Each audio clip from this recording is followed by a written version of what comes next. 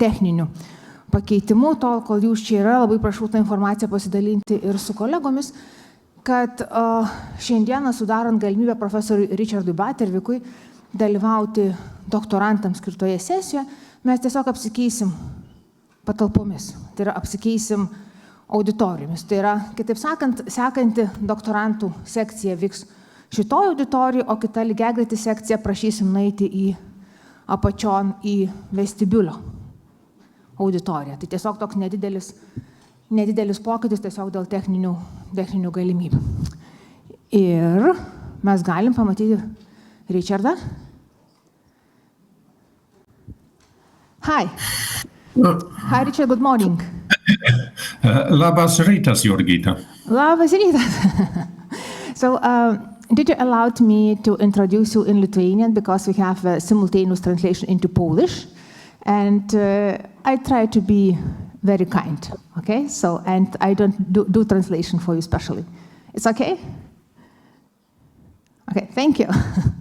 Taigi, aš noriu pristatyti šiandienos mūsų prelegentą, tiesiog priėmėm tokį sprendimą, kad aš neversiu dabar į anglų kalbą, ką jums pasakysiu. Turim Violetą, kuri galės patvirtinti, kad pristatymas buvo korektiškas. Ir aš tikrai labai džiaugiuosi, kad galiu pristatyti profesorių Richardą Baterviką Pavlikovskį. Ir tai yra mano didžiulė garbė, mes pažįstame 100 metų, nors iš mūsų abiejų gali taip ir ne visai atrodyti. Bet tai yra, iš tikrųjų, vienas iš iškiliausių šiandienos istorikų, tai yra užsienio Lenkams ir užsienio mums, ar ne, istorikų, vakaruose dirbančių ties labiausiai, aišku, Lenkijos, bet tame tarpe ir Lietuvos didžiosios kunigaikštystės istorija. Jo knygos visos, bent kelios, yra skirtos būtent šitam laikotarpiu ir šiuo metu profesorius Richardas Batervikas yra London University College profesorius, lyderiaujantis profesorius, angliškai sakosi distinguished professor, kuris dirba būtent ties Rytų Europos ir ypatingai Lenkijos Europos istorija, pakankamai įvairiais aspektais, yra aktyvus organizuojant renginius, sudarant straipsnių rinkinius. Ir tokia turbūt nauja pozicija, kuri gali būti ne visiems žinoma, tai profesorius Richardas šiuo metu yra išskirtinis ar pagrindinis Lenkijos istorijos muziejaus istorikas, kas yra iš tikrųjų labai tokia svarbi pozicija ir rodanti, kas iš tikrųjų geriausiai išmano Lenkijos istoriją. Tai aš norėčiau ir perduoti dabar, neužimdama daug laiko, norėčiau perduoti žodį profesoriui ir labai džiaugiuosi, kad profesorius, kaip minėjau, jungsis prie komentarų ir doktorantų sekcijų, tad visus dar kartą kviečiu, nes vakar tikrai buvo labai įdomu. So I finished your introduction. I think it was good. And Richard, the floor is yours. Thank you. Ačiū labai, Jurgita.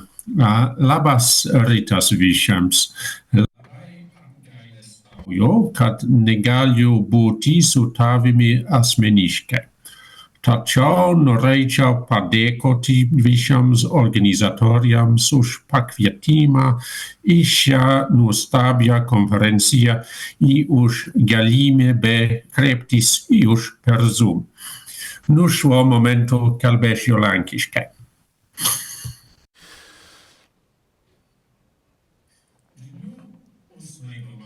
Tūkstantis 1791 metų gegužės 8-ąją vyko kasmetinis Šventojo Stanislovo dienos minėjimas.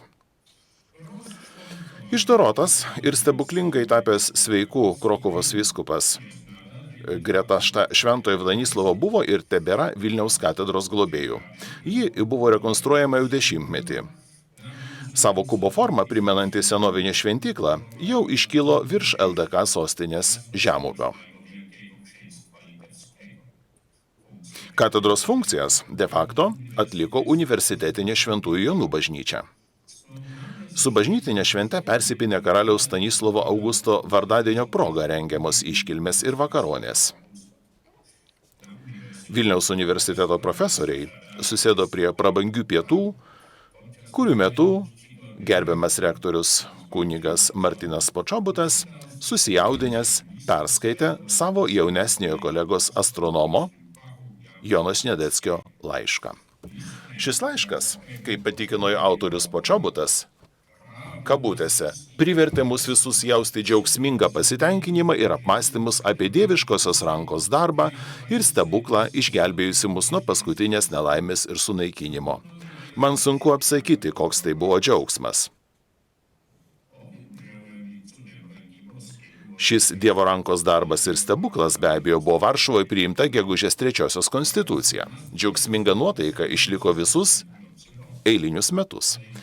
Eiliniai įvykiai buvo 1791 m. Liepos 1 dienos universitete vykusios padėkos iškilmės, miesto valdžios rinkimai į magistratą, Seimo ir apeliacinių teismų įgaliotinių rinkimai rugpjūčio 1-10, priesaika konstitucijai 1792 vasario 14 Seimelio posėdžio pradžioje, LDK tribunolo veiklos atnaujinimas kovo 15 dieną ir pirmųjų konstitucijos priėmimo metinių minėjimas 1792 m. gegužės 3 dieną.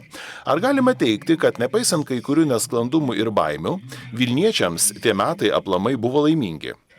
Bet kuriuo atveju atėjo sunkus laikai. Tai skatina mus atlikti sintetinę, nors ir atrankinę 468 metų amžiaus miesto, taip pat jo gyventojų ir lankytojų apžvalgą. Taip pat galime apmastyti Vilniaus ir Vilniečių trajektoriją link XIX amžiaus ir reformuojamos abiejų tautų respublikos. Tai yra ta trajektorija, kelias, kuris tapo staiga išardytas. Jau girdėjome ir šiandien išgirsime, kas iš tikrųjų vyko XIX-XX amžiaus sandūroje, tačiau prieš 232 metus Vilniaus žengė alternatyvios ateities link. XVIII amžiaus pabaigoje į Vilnių atvykę žmonės matytų senų mūrų apjuostą, tarp vaizdingų ir iš dalies miškingų kalvų išsidėsčiusi, iš įvairių pusių netolygiai besidriekiančių priemiesčių apsuptą miestą. Nutirpus žiemos sniegui, viskas sužaliuodavo. Turtingesnių bajorų tarpe buvo madingos priemiesčių vilos su sodais. Kotedžai, dirbtuvės, trobos ir dvaro rūmai dažniausiai buvo statomi iš medžio, tačiau buvo ir mūrinių, ypač prie išvažiuojamųjų kelių. Virš žemų pastatų, sodų, kilo bažnyčios ir vienuolynai. Rytinius šlaitus puošė liekni misionierių bažnyčios bokštai. Už plikoje Antakalnio kalvos dominavo Šventųjų Petro ir Povilo bažnyčia bei Sapiegų rūmai. Toliau į šiaurę, ant Neries upės šlaito, matėsi Verkių parkas ir vyskupų rezidencija, taip pat platus trinitorių pastatų kompleksas. Dešiniajame krante savo ruoštų Šnipiškėse pijorai valdė po jėzuitinę Šventojo Rapolo bažnyčią, o kairiajame krante Lukiškėse tarnavo dominikonai. Kiek toliau, prie Neries vingio, aplink mečetę gyveno totoriai, prie miestų sienų stovėjo kukli evangelikų reformatų, tai yra kalvinistų bažnyčia. Reikia pripažinti, kad senosios sienos, bokštai ir vartai nebuvo gerai pritaikyti priešo apgulčiai. Teritorija už sienų buvo užstatyta tankiau nei priemiesčiai, bet irgi netolygiai. Tankiausiai apgyvendinta buvo vakarinė Turgaus aikštės pusė, kur rezidavo amatininkai. Nors, pavyzdžiui, odininkai savo neįtin maloniai kvepiantį darbą dirbo už pietinių miesto sienų. Prie sienų esančius vienuolynus supo sodai ir daržai. Žinoma, netruko įspūdingų bažnyčių, dauguma kurių priklausė vienuolių ordinams. Ypatingų architektūrinių nuopelnų 18 amžiaus viduryje pasiekė Jonas Kristupas Glaubicas, liuteronas, ne tik projektavęs atstatytą Augsburgo evangelikų bažnyčią savo bendruomeniai, bet ir dirbęs abiejų apeigų katalikų bažnyčiose, stačiatikių bažnyčiose ir net garsiojoje didžiojoje sinagogoje. Rytinėje arba rusėniškoje miesto pusėje dauguma šventiklų priklausė unitams. Tačiau stačiatikiai išlaikė Aušros vartų gatvėje esantį vienuolyną ir Šventosios dvasios cerkvę. Mieste buvo girdėti kalbų mišinį. lenkų, jidiš, rusų, vokiečių, prancūzų ir lietuvių. Pagrindinėse gatvėse, kaip antai Pilies, Didžiojoje, Dominikonų ir Trakų, tarp mūrinių ir bajorams stovėjusi kilmingų šeimų rūmai. Geriausiose rezidencijose buvo arklidės ir vežimų patalpos. Dauguma įvairių prekių buvo gabenama arklių. Pietuose, arčiau Neries, dėmesį patraukė vaizdingi aukštutinės ir žemutinės didžiųjų kunigaikščių pilių griuvėsiai. Bet ten taip pat kunkuliavo gyvenimas. 18 amžiaus antroje pusėje LDK sostinė pamažu augo. Po paskutinio didelio 1760 metų gaisro liko mažiau tuščių aikščių ir negyvenamųjų namų. Nebuvo ir baisių epidemijų. 1790 metais sudaryto mokestinio surašymo duomenimis, kuris beje aptariamas šioje puikioje knygoje, Vilniuje buvo 1552 posesijos, iš kurių 2/3 1044 išsidėstė priemiesčiuose, 456 už miestą juosiančių mūrų ir 52 pilies teritorijoje. Šiuose sklypuose būta 1939 įvairaus tipo pastatų. Šio pagrindu Zigmantas Kaupa vertina bendrą Vilniaus gyventojų esant nuo 11, o gal 12 tūkstančių. Tuo tarpu demografijos vadovėlyje nurodomas bendras vertinimas siekia 24 tūkstančius žmonių. Palyginus šios rezultatus su 1775 mokesčių surinkimo tikslais užfiksuotų dūmų skaičiumi galime teikti, kad gyventojų skaičius padidėjo 10%. Miesto gyventojų prieaugis Lietuvos didžiojoje kunigaikštystėje pirmiausia kilo dėl migracijos. Tarp naujų Vilniaus miesto piliečių didžiojo Seimo metu randame puodžių, stalių, kepėjų, siuvėjų, batsiuvių, auksakalių. Dauguma jų kildinami iš Vilniaus ar artimesnių Lietuvos apskričių. Tačiau dalis atvyko iš Lenkijos ar dar tolesnių kraštų, Prūsijos ir Vokietijos reicho. Dauguma atvykusių į Vilnių nesikreipė dėl miesto pilietybės, kurios gavimas dažniausiai buvo siejamas su miesto rekomendacija ar garantija. Daugeliui nebuvo būtinybės, o daugeliui tai tiesiog buvo nepasiekiama. Nepaisant ekonominės konjunktūros, daugelis vilniečių kentėjo skurdą. Šis skurdas kartu su paklausa lytinėms paslaugoms tikriausiai lėmė augantį nesantuokinių ir pamestų vaikų skaičių. Kaip nustatyta civilinės karinės tvarkos komisijos pranešime, 1790-aisiais veikė net 29 įstaigos ir fondai, geriau ar blogiau siekiantis palengvinti žmonių vargus. Iš esmės, kiekviena religinė bendruomenė rūpinosi savais. Iš viso 847 žmonių, 270 buvo hospitalizuoti žydų ligoninėje, bet tik 14 dviejose unitų ligoninėse, tiek pat liuteronų ligoninėje ir tik 3 kalvinistų ligoninėje. Stačiatikų ligoninėje nebuvo nieko, likusieji buvo patalpinti į katalikiškas lotynų apeigų ligoninės. Meilės seserų ligoninės, kurioje buvo suskaičiuoti 82 vyrai ir 224 moteris, apraše pažymėta. Tai matyt vargas liečia daugelį našlaičių vargus ir net jų pačių tėvai palieka vaikus ligoniniai. O kai vargšė motina miršta tarp sergančiųjų ligoninėje, ji ten palieka net kelis vaikus, kuriuos ligoninė privalo išlaikyti. Todėl nekalti kūdikiai dažnai tampa ankstyvos mirties aukomis dėl vaikystės silpnumo, negalintis atlaikyti nuodingo oro tvyrančio tarp ligonių.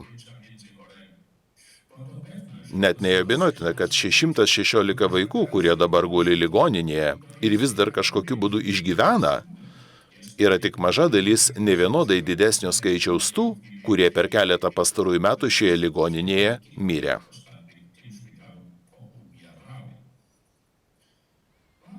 Verta pridurti, kad komisijos nariai gyrė šios ligoninės darbo organizavimą. Kai kurios įstaigos buvo specializuotos. Rochitų ligoninėje mirdavo pagyvenę valdovų tarnai.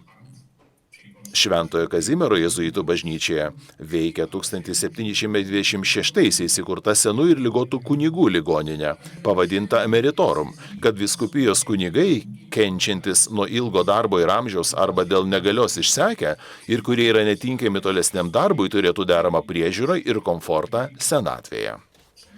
Už 3 buvusių jėzuitų išlaikymą sumokėjo Nacionalinė švietimo komisija, tačiau nors lėšų būtų užtekę 14 kunigų išlaikyti, 4 likę dvasininkai ilgus metus buvo apleisti ir kentėjo neapsakomą skurdą. Nenuostabu, kad 1792 pavasarį emeritorum administratorius atsisakė bendradarbiauti su abiejų tautų Respublikos policijos komisija. Kai kurie religiniai ordinai naudojosi panašia kliūtimi, baimindamiesi, kad mažesnės fundacijos nebūtų sujungtos į valstybei pavaldžias įstaigas. Kovoje su elgetavimu geriau atrodė komisijos ir vyskupų bendradarbiavimas. Vilniaus vyskupo kanceliarija 1792 kovo 15 išplatino skelbimą, įsakantį kiekvienoje bažnyčiai rengti po gailestingumo dėžutę, iš kurios buvo dalijama išmalda. Paaiškino, kad guldydami žmonės į ligoninės, kad ir kokios jos bebūtų, priimdami išmaldą bei tikinčiųjų aukas, turite išlaikyti šią sumanę ir apdairę meilę, kad neįsileistumėte tų, kurie tikrai nėra vargšai. Tų, kurie turi pakankamai sveikatos, jėgų ir tinkamumo, kad galėtų išlaikyti save darbu, kuriam Dievas pasmerkė žmoniją. Reikia pripažinti, kad tuo metu Vilnius nebuvo metropolija, nors savo rezidenciją čia turėjo visos Rusijos metropolitas, buvęs Kijevo unitų arkivyskupas. Nepaisant to, miestas mėgavosi gyvybingų kultūrinių gyvenimų. Anot Magdalenos Švisarskos, kad valdymo metu ir nebūta monarcho, Vilniaus gavo naudos iš unikalaus veiksnių derinio, pritraukusi į miestą kultūros mecenatus, kūrėjus ir vartotojus. Galima kalbėti apie Vilniaus publiką. Miesto kultūros ritmas buvo siejamas su karnavalu ir gavėnia, taip pat su didžiosiamis bažnytinėmis šventėmis, įskaitant gatvių procesijas. Tačiau tuomet tokie renginiai buvo standartiniai ne tik Vilniuje. Vilniaus ritmo specifika buvo susijusi su LDK vyriausiojo tribunolo posėdžiais, susirinkimais, mokslo ir akademiniais metais. Socialinis gyvenimas mieste, periodiškai skatinamas aukštuomenės susitikimų, susiliejo su kultūriniu gyvenimu. Didaktinį su šou susijusi mokyklinį teatrą, Pijorų ir Nacionalinės švietimo komisijos poezijų mokyklose papildė mėgėjiški pasirodymai rūmuose, kur aristokratiškos damos galėjo parodyti savo talentus kviestiniams svečiams, pavyzdžiui, tribunolo deputatams. Naujovė tapo su tribunolo posėdžiais suderinti Vojcecho Boguslavskio viešojo teatro pasirodymai. Jis pasiūlė aukštesnio nei keliaujančių trupių ir gatvės muzikantų meninio lygio repertuarą. Augančią Vilniaus publiką sudarė beveik visi abiejų lyčių žmonės. Raštingi ir padoriai apsirengę, neapsiribojant aukštuomenę ir dvasininkais. Miestiečiai taip pat galėjo nusipirkti bilietus į teatro spektaklius, dalyvauti bet kai kuriuose susirinkimuose, skaityti apie renginius Vilniaus laikraštyje, įsigyti graviūrų, knygų ir įvairių žurnalų. 1791 m. balandžio 18 Lenkijos Respublikos laisvųjų miestų įstatymas įtrauktas į gegužės 3-osios konstituciją galėjo tik paspartinti šią valstybių konvergenciją. Susirinkusiai diskutavo apie kultūrą, prekybą, politiką, ginčijosi ar apkalbėdavo prie kavos puodelių, vyno taurių ar alaus ąsočių. Vilnietis užduodavo toną. Anksčiau vyrėvės galingų ir apšviestų mecenatų vaidmuo kultūros formavime ėmė silpti. Nuo 1760-ųjų mokslininkus ir menininkus traukė Vilniaus vyskupo kunigaikščio Ignaco Jokūbo Masalskio dvaras. Būtent jis pastebėjo išskirtinį jaunuolį iš valstiečių šeimos Lauryno Masiulio talentą. Išsivežė į užsienį, įdarbino mokytojų bei architektų, kuris vėliau tapo Laurynu Stoka Gucevičiumi. Mokėsi pas Lenką Martyną Knakfusą, tačiau daugiausia Gucevičiaus dėka dėl vyskupo rūmų perstatymo. Taip pat jam vadovaujant nebaigtos katedros ir rotušės atstatymo. Architektūroje pradėjo ryškėti menkai dekoruotas, bet pasižymintis monumentaliomis ir drąsiomis formomis brandus Vilniaus klasicizmo stilius. 1790-aisiais Seimas paaukštino bajorus vis garsesnį ir gerbiamą architektą. Jis skaitė topografijos ir architektūros paskaitas Lietuvių korpuso inžinierių mokykloje. Nors besilankančiųjų pas vyskupą daugumą sudarė dvasininkai, atmosfera buvo gana pasaulietiška, galima sakyti atpalaiduojanti. Nuolat įsiskolinęs Masalskis ne visada padengdavo savo lošimo kortomis skolas. Juozas Kazimieras Kosakovskis turbūt buvo ne vienintelis dvasininkas, kuris neprimindavo apie išloštų pinigų grąžinimą.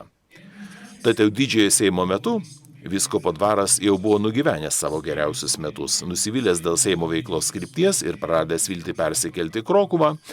Nuo 1789 spalio iki 1792 pradžios Masalskis gyveno ne Vilniuje, daugiausia užsienyje. Didžiulės vyskupijos administravimą jis patikėjo 5 asmenų kolegijai, kuriai vadovavo vyskupas sufraganas ir katedros kapitulos prepozitas Piotras Tončikovskis. Administracija paragino tikinčiosius ir dvasininkus dėkoti Dievui, kad Seimas priėmė konstituciją. Iš daugybės sakyklų parapiečiai girdėjo, kad Dievas ištiesė geranorišką dešinę ranką, palaimino šviesiausių mūsų Seimo narių posėdžius, subūrė jų protus, pastarieji sutarė, surašė ir prisiekdami patvirtino konstituciją. Tai yra vyriausybės įstatymą, kuris gina mus nuo išorinio smurto, kuo stipriau užtikrina mūsų laisvę, per meilį ir tarpusavio pasitikėjimą vienyje visus tautos luomus, formuoja valdžią ir per labai gerą sistemą tvarko visą jos reikalų eigą. Vienu žodžiu, tai visiškai įtvirtina mūsų laimę. 1791 Liepos 3 per padėkos pamaldas iš Švenųjų Dnų bažnyčios sakyklos aistringai kalbėjo administracijos narys prelatas Jonas Nepomukas Kosakovskis. Pagrindinis šio pamokslo turinys buvo peanai Dievo apvaizdai, kuri išgelbėjo tėvynę iš anarchijos bedugnės ir padarė ją pavyzdžių, kurioje turėtų sekti apšviestosios tautos.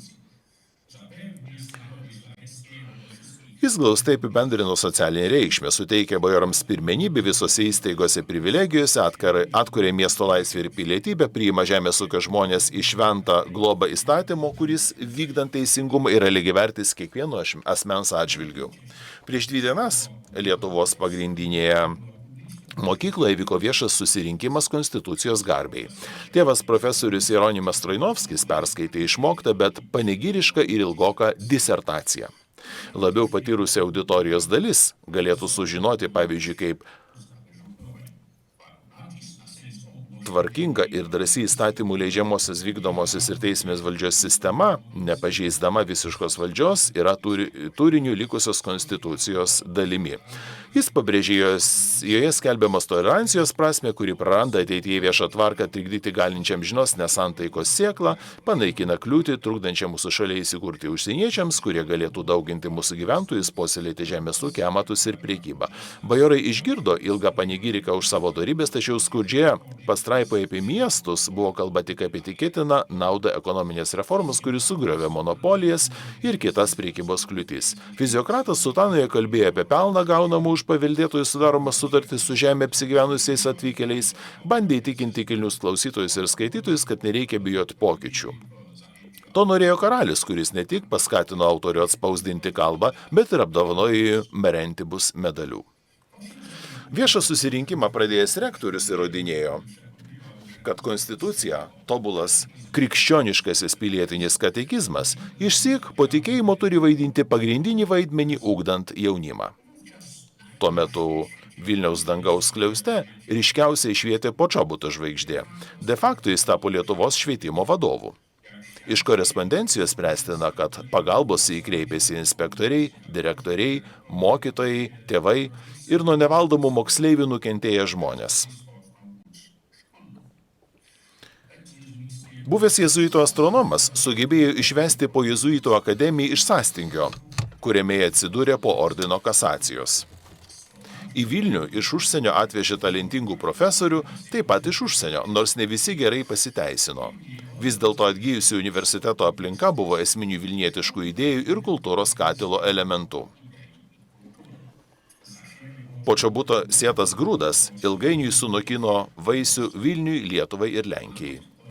Net taikinamoji Počobuto valdžia negalėjo apriepti visų politinių, socialinių ir religinių įtampų. Tyrėjai atkreipė dėmesį aštresnius nei Karūnoje Lietuvos ginčus tarp magistrų ir seniūnų.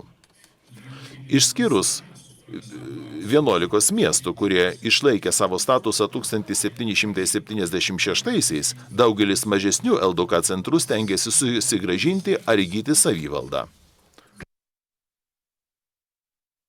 Vilnius, kurio magistras turėjo bajoro titulą, su šia problema nesusidūrė. Savo ruožtu, jam teko susidurti su daugybė bajorų, dvasininkų ir rizdikų. Prieš pat miestų reformą pagal Magdeburgo savivaldybės teisę miestui priklausė tik 715 žemės sklypų. Per saldo jurisdikos netrukdė miesto plėtrai, tačiau šios konkurencingos galimybės įsikurti ir užsidirbti kenkė miesto gyventojų, ypač krikščionių amatininkų, susijusių su gildijomis interesams. Nors pagal 1791 metų reformą miesto teisė pradėta taikyti visoms jurisdikoms ir gyventojams, nebuvo panaikinti įsipareigojimai savininkų naudai. Vilniaus miestiečių nuotaikas pirmosiomis savaitėmis po gegužės 3-osios konstitucijos priėmimo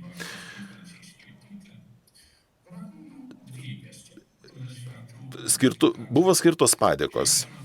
Buvo ketinama paskelbti kasmetinius rinkimus į miesto rotušę.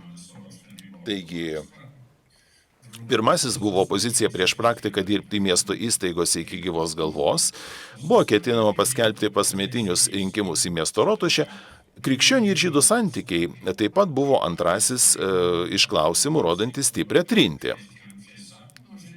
Anot rūmų nuomonės miesto pilietybės suteikimas žydams reikštų galutinį Vilniaus miestonopolį, kurį lemia besidauginančių žydų priekybą. Panašus krikščionių miestiečių įsitikinimai kitur, ypač Varšuvoje, trukdė parlamento vadovų pastangoms reformuoti žydus. Didžiausia to meto žydų sėkmė buvo policijos komisijos sprendimas, kad privilegija nemenėm kaktivabimus nisijūra vyktum galėjo taip pat naudotis ir abiejų tautų respublikos laisvųjų miestų žydai. Žydų Vilnė buvo fenomenali dėl dviejų priežasčių. Pirmąjį turėjo didžiulį prestižą žydų pasaulyje. Čia mokė garsusis gaonas, tai yra genijus Elijahu ben Šlomo Zalmanas, kuriam 1792 balandį sukako 72 metai. Antra, žydai sudarė didesnį Vilniaus gyventojų dalį nei kitose didžiosiuose abiejų tautų respublikos miestuose. Čia žydų populiacija sparčiai augo nuo 18 amžiaus ir pasiekė gal 40% visų miesto priemiesčių gyventojų. Nuo 1742 žydai mieste galėjo gyventi be apribojimų. Vienintelis draudimas buvo naujai įsigyti nekilnojamąjį turtą pagrindinėme kelyje nuo Aušros vartų iki Katedros ir Trakų gatvė iki Šventų Jonų bažnyčios. Dauguma žydų vis dar gyveno vakarinėje Turgaus aikštės ir kitoje Vokiečių gatvės pusėje. Jie gyveno ir jurisdikose, Radvilų Šnipiškėse, Sapiegų Antakalnyje, taip pat Užupyje ir kitose priemiesčiuose. Įvairiose abiejų tautų respublikos dalise vyko bajorijos ir miesčionių fraternizacijos gestai. Taip pat vyko dvipusis reiškinys, kurį, vartodama Moliero terminus, Kristina Zienkovska įvardijo kaip bajoras miesčionis ir miesčionis bajoras. Jis skatino tiek euforiją, tiek interesai. Be to, daugelis bajorų Vilniuje priėmė miesto pilietybę, nors magnatai labiau priešinosi. Rugpjūčio 1 dieną Vilniečiai miesto prezidentu vienbalsiai išrinko dezignatą Chorunžą ir Vilniaus pasiuntinį Antaną Tyzenhauzą. Taip pat iš bajorų buvo išrinktas viceprezidentas ir 4 suolininkai. Po 10 dienų Vilniaus skyriaus delegatai savo plenipotentų Seime išrinko praėjusiais metais nobilituotą Vilniaus miesto burmistrą Danielių Paškevičių.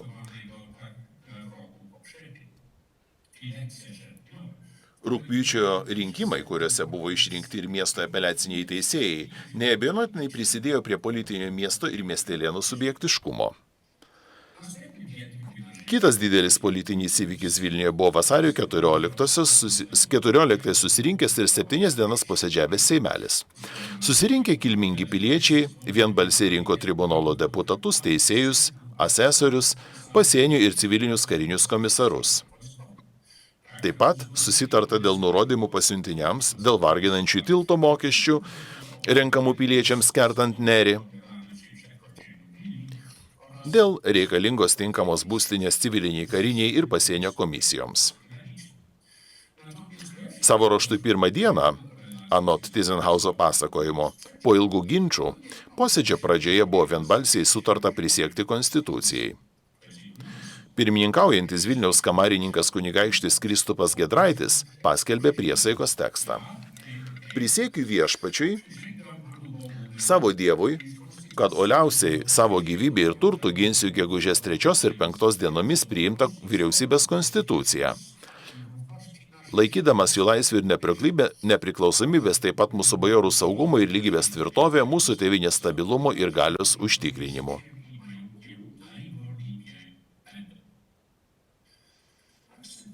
Jis pabrėžia, kad toks buvo uolus vyskupo Masalskio nurodymas.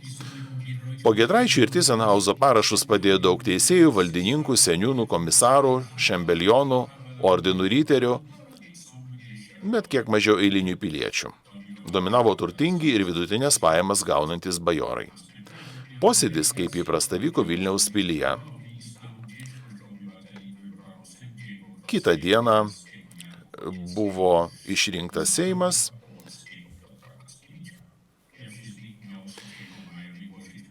Taigi, Polocko iždininkas Petras Mackevičius ir kiti delegatai turėjo pasakyti 1792 gegužės 3 dieną bažnyčios kalbą. O šiaip posėdis vyko arba miesto teismo rūmuose, arba greta esančiose tribunolo rūmuose. Naujieji teismo rūmai, kurie buvo pastatyti, buvo pagal Knakfuso projektą. Konstitucijos triumfą seimeliuose, ypač LDK, galėjo taip pat paskatinti susijungti tautas. Tačiau turėjo paskatinti taip pat ir tuos, kurie buvo konstitucijos priešininkai, kad būtų galima organizuoti kontrrevoliuciją.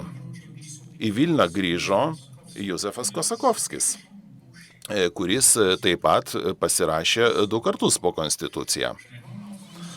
Geriausiai jis įtikino Masalskį, karalių ir popiežių, paskirti Vilniaus vyskupo koadjutoriumi su paveldėjimo teise. Kovo 2 dieną Kapitula, pernelyg gerai pažinodama savo brolį, nenoriai išrinko. Kitą dieną atėjo Kosakovskis, pasakė aistringą kalbą ir išėjo. Kosakovskis ir Masalskis mieste skleidė baimę.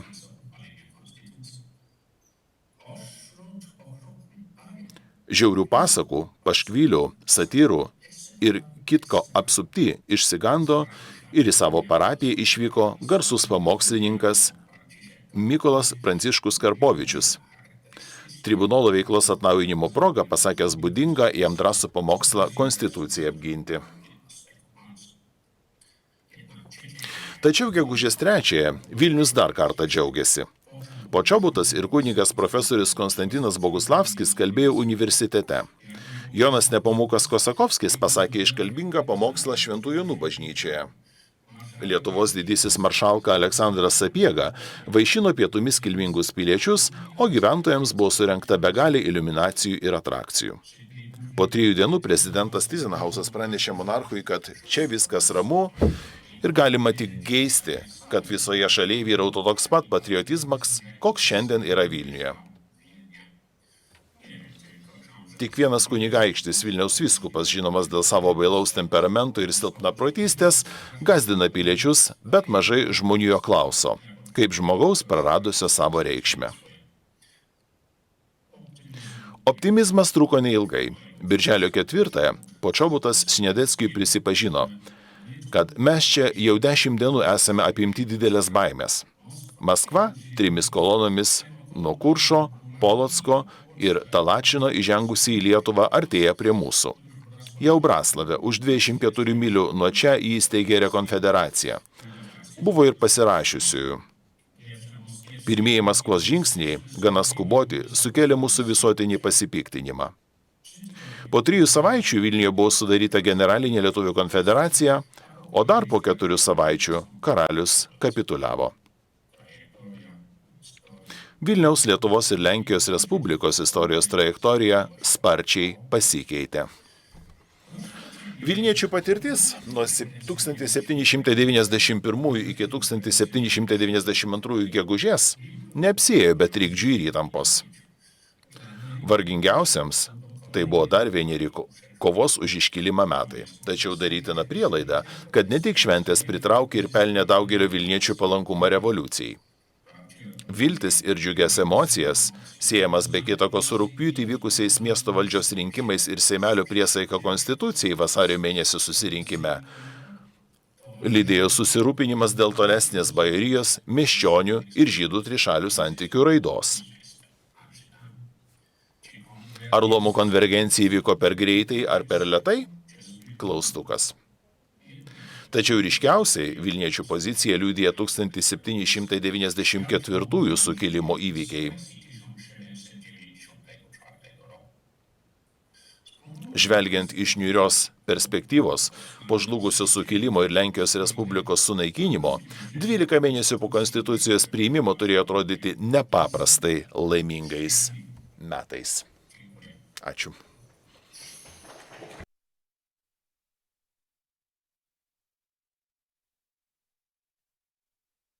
Dziękuję bardzo.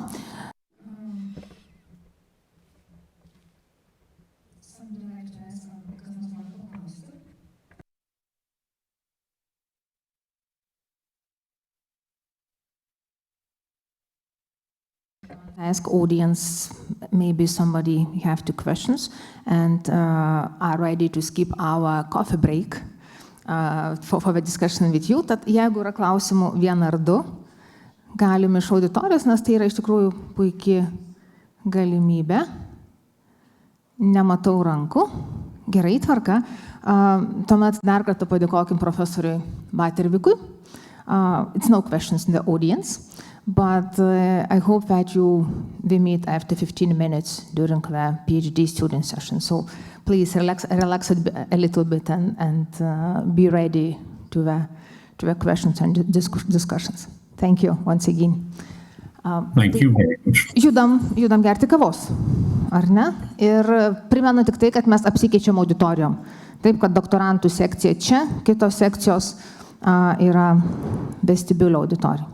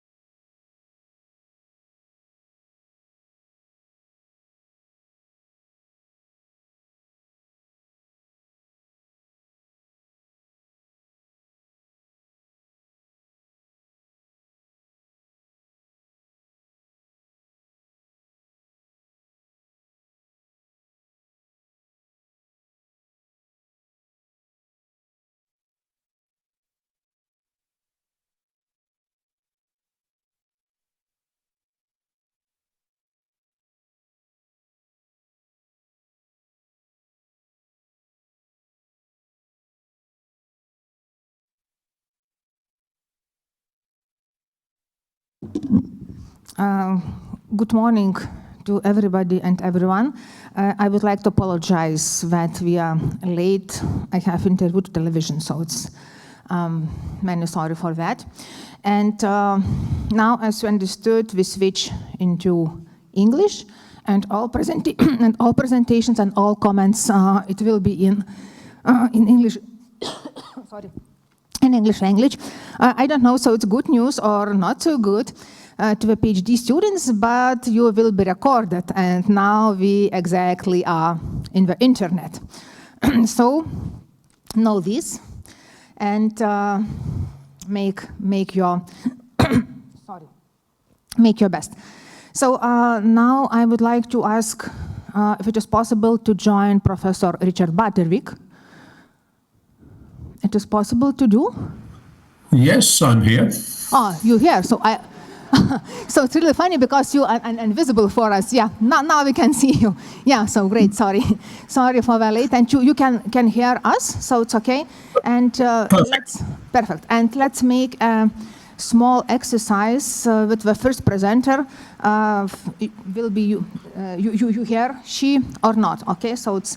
Then I would like to invite Ugnė Jonaitytė from the Lithuanian Institute of History. And the title of the presentation of Ugnė today is The Social Circle of Illegitimate Children in the 18th Century Vilnius, Mothers, Fathers, and Godparents. Before the Ugnė start, I would like to tell you that in this section we work a little bit differently than in others. Because after each presentation we have a question-answer session, so it's not waiting to the end. So presentation, then the short answer and question session. So it's and I would like to ask all more experienced colleagues to be very active in the discussions, because it's really a help to the PhD students. Yeah, Ugnė, floor is yours, please.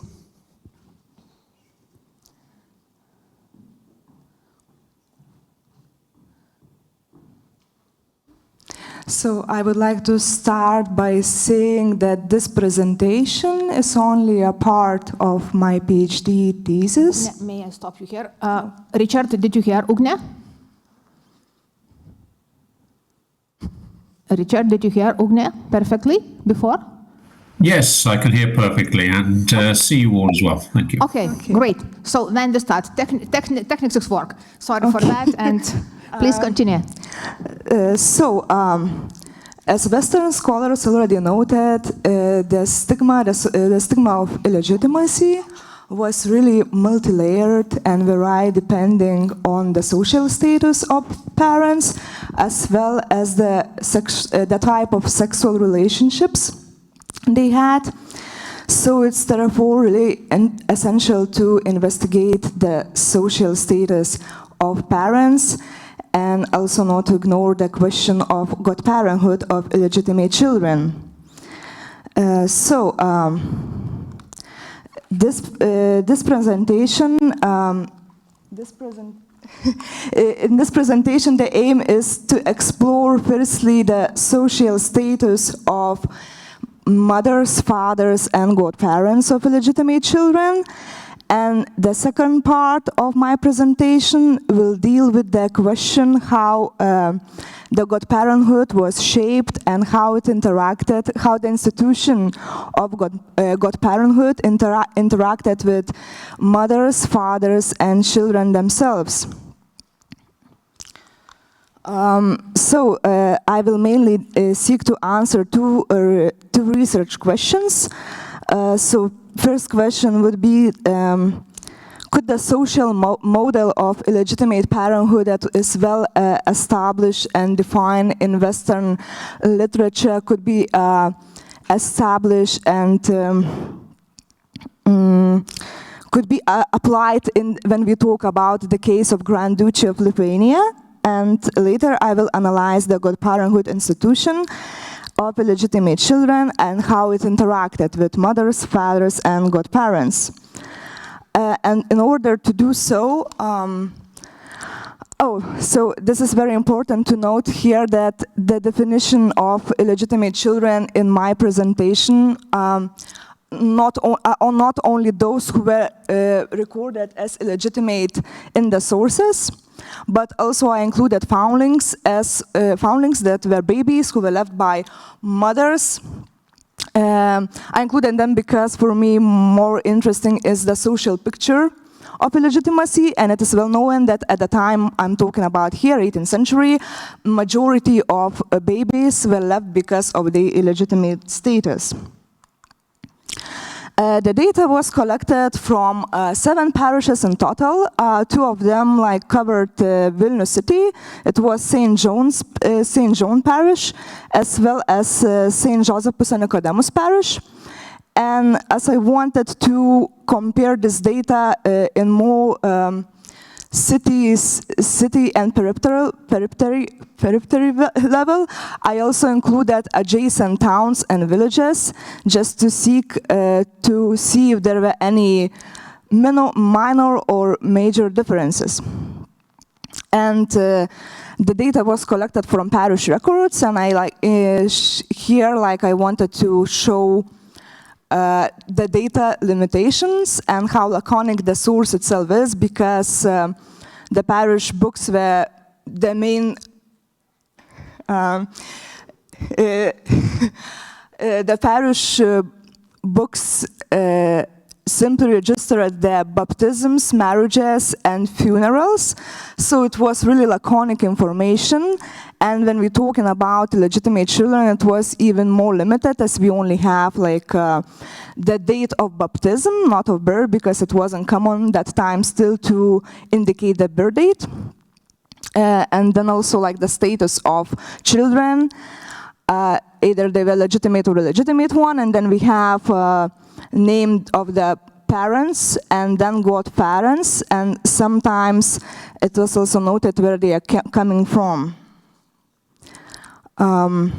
So my method was nominal record linkage in order to find parents and godparents in other sources by looking what kind of social status they belong to. So, talking about starting with mothers,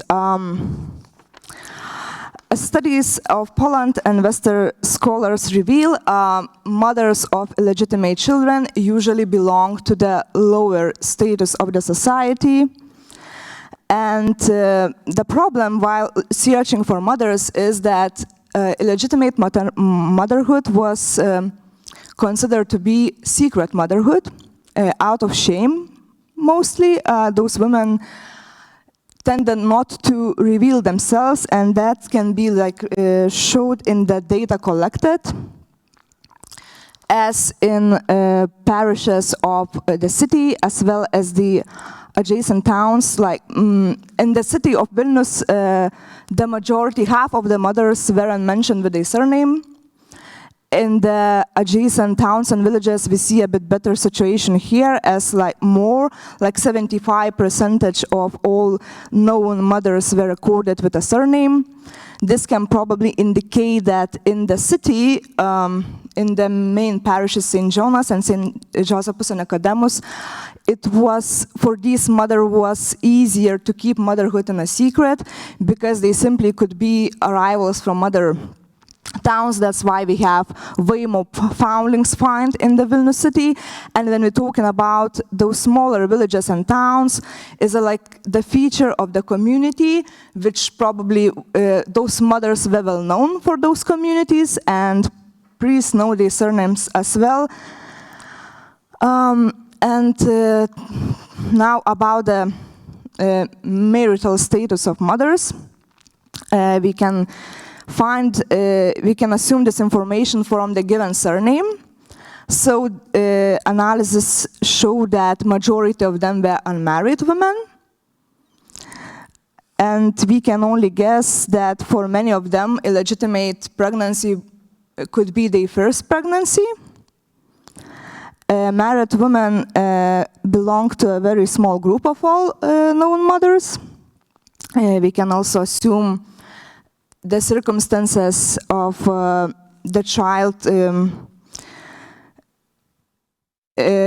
we can assume the circumstances here, like in which circumstances the child was conceived for a married woman, and the direct information, one of the possibility could be, as we found the direct information from one record of St. Josephus and Nicodemus Church, which stated in 1778 a boy Casper was baptized, who was born, quoting exactly the record from the parish record, from his mother's, Uršulės Mickevičienės, adultery. So it probably was one of the possible reasons of such kind of sexual relationships. And as for widows, probably shouldn't be surprised that they were like the smallest group of all known mothers, because probably they just remarried shortly after their first husband died.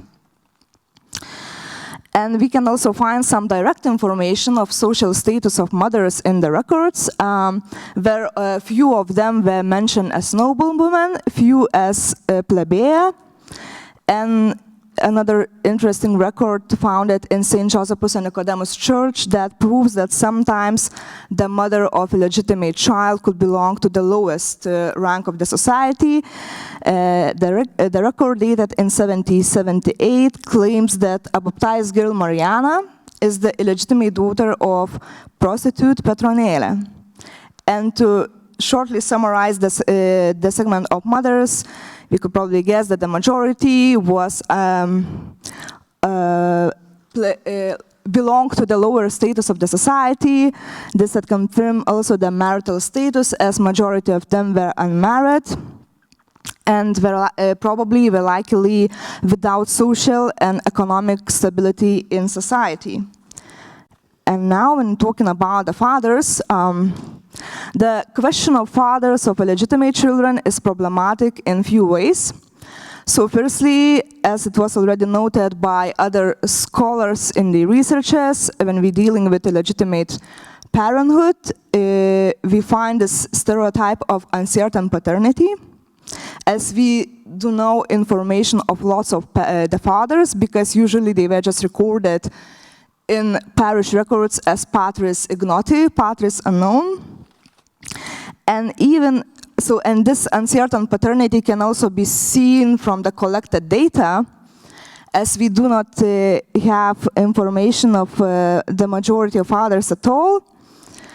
And even when we have the information, we cannot know for sure if the father recorder meant that he acknowledged the child, or was just simply the mother who mentioned the father.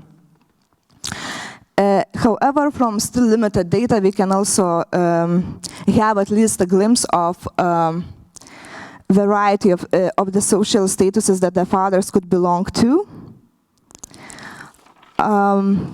Few entrances reveal a higher status of some fathers in Vilnius city parishes, where 3 fathers were recorded as nobles, among whom we found a cupbearer or taurininkas of Vilnius Voivodship, Benediktas Musnickis.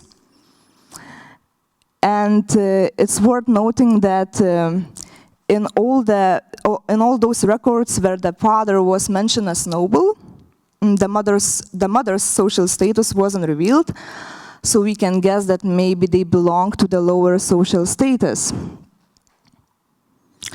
And a bit the opposite situation was found in adjacent villages and towns, where here in the 6 founded cases, the noble fathers were recorded together with mothers who also belonged to the noble status. We can guess that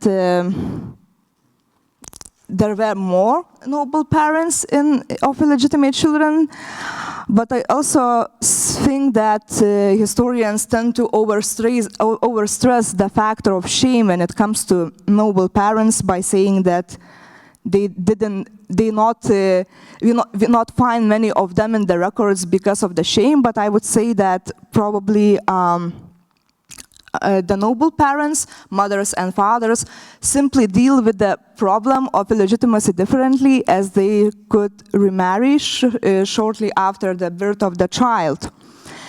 And the factor of shame when it comes to the fathers of illegitimate children could probably be caused more for lower rank of fathers, because they were still not stable in the society, and if they wanted to climb up to the social ladder, probably then the knowing true that you have an illegitimate child could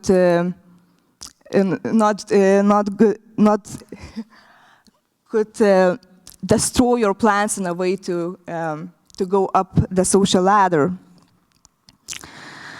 And although there were only small cases, like 3 in total, where the direct information revealed that the father belonged to the lower status of the society, as they were coded as beggars, the peasants, and likely made up most of the fathers of illegitimate children. And another interesting type of parents were soldiers. I found few cases where mentioned that the father of a legitimate child is a soldier. We can here assume that it can indicate us that sometimes the legitimate children were the result of short-term relationships or even rape cases. And now come to godparents. Although according to Catholic doctrine, the godparents' main duty was to teach religious truths and be like spiritual guides of their grandchildren, starting from mid-16th century, the parents usually saw the option through the godparenthood to secure their social rights and secure their social position in the society by choosing the godparents from higher social ranks that they belong to. And seeing this, the church tried to prevent this. And with the Council of Trent, that was established that a child must have one pair of godparents, a grandmother and godfather and godmother. And we can see, as the data shows, that in investigated parishes in 18th century, it was common for illegitimate children to have one pair of godparents. Although we can find this tendency more strictly in the main city parishes in comparison with adjacent towns and villages. And I found one case in Kernavė parish where the illegitimate child was baptized by 6 pairs of godparents. And I think it's worth stressing this, pointing this out, as it can show that the illegitimate child in this case probably was welcome in the family, because in general, the baptism of the child at the time was considered to be a big occasion and very important. And usually, historians say that, like, when it comes to illegitimate baptisms, they were not as welcome into the family. Probably in some ways true, but in this at least case, in Kernavė parish, where we have 6 pairs of godparents, and worth noting that none of them were mentioned as nobles, so probably it can indicate that they were like neighbors or friends of the parents. We can assume that at least this child was welcome into the family. And the direct information of social status of godparents was limited, and usually the status was revealed only when the godparent belonged to the noble rank. In St. Josephus and Nicodemus, as well as St. John's parishes, noble godparents contain less than 2% of all godparents. In adjacent towns and villages, the noble godparents were more common, although they will never contain more than 1/4 of all known godparents. It is likely that noble godparents baptized children out of wedlock and in consideration of public opinion, as it was considered to a good Christian duty to baptize an illegitimate child. And some of them were beggars, and they were found only in Vilnius city parishes. This can indicate that those godparents could beg around those churches, or even were living near the peasants' shelter that was operated in St. Josephus and Nicodemus Church. It's also a very interesting question how important godparents were in the life of in illegitimate children's life, and was the baptism ceremony just a formality, or we can see that in some cases they were still contain some kind of relationship even after the baptism ceremony. I found only a few cases which said that in one case, the foundling, Margarita Estera, was baptized and adopted by her godmother. And another case, another foundling was found and sheltered in the house of Thomas Zajankovičius, who together with Mariona Zajankočaitė became a godparents of the child. So it's important to say that in the case of foundlings, probably godparents could be like, sometimes could secure the future.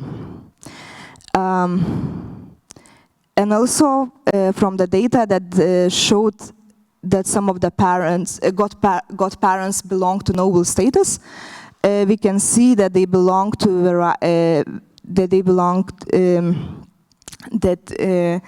they had different kind of professions, and it's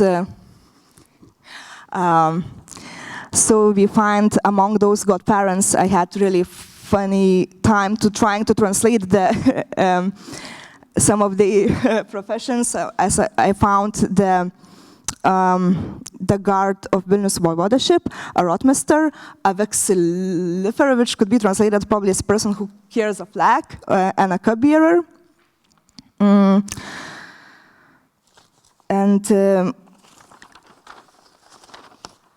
also, the last question I need to answer here is how the godparenthood was shaped, and the relationships good parents could have with parents and mothers. So I found only small cases, like 5% of all cases, where the godparents was kinship-based. This can show us and reveal interesting things, like from two factors. So first, in such cases, we can be sure that the mothers and the parents were the one that were responsible for choosing a godparent. Another interesting find is that among all those cases, when we see the kinship-based godparenthood,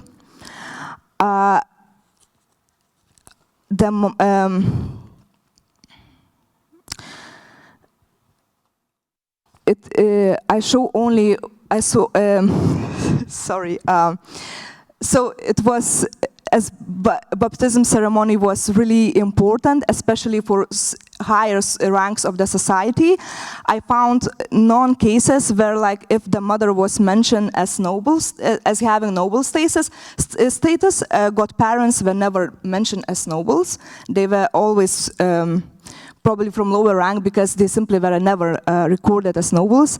And probably this can indicate that in noble families, the arrival of illegitimate child wasn't marked with typical systems of acknowledgement and ritual spiritual kinship ceremony. And to conclude, we shall back to the first research question. So can the social motherhood and parenthood that was established in Western scholars could be similar when we're talking about the case of Grand Duchy of Lithuania? So it's, I would say yes, because mothers of Vilnius parishes also belonged to the lower status of the society. They were unmarried, mostly unmarried. And when we're talking about the fathers, the data also reveal the uncertain paternity, as we don't have any information of majority of the fathers. And when we have the information, we see the various social status they could belong to. And when it comes to godparents,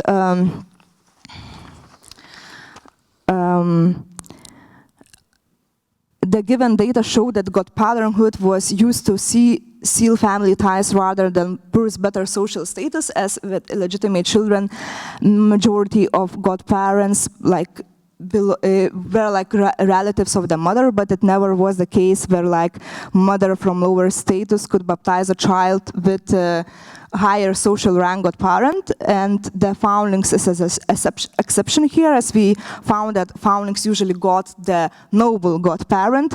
And I can assume and discuss this that the social stigma prevailed was attached more not to the child but to the mother of illegitimate child, and when we have only the illegitimate child without a mother, it could have a noble godparent. So that's to be it.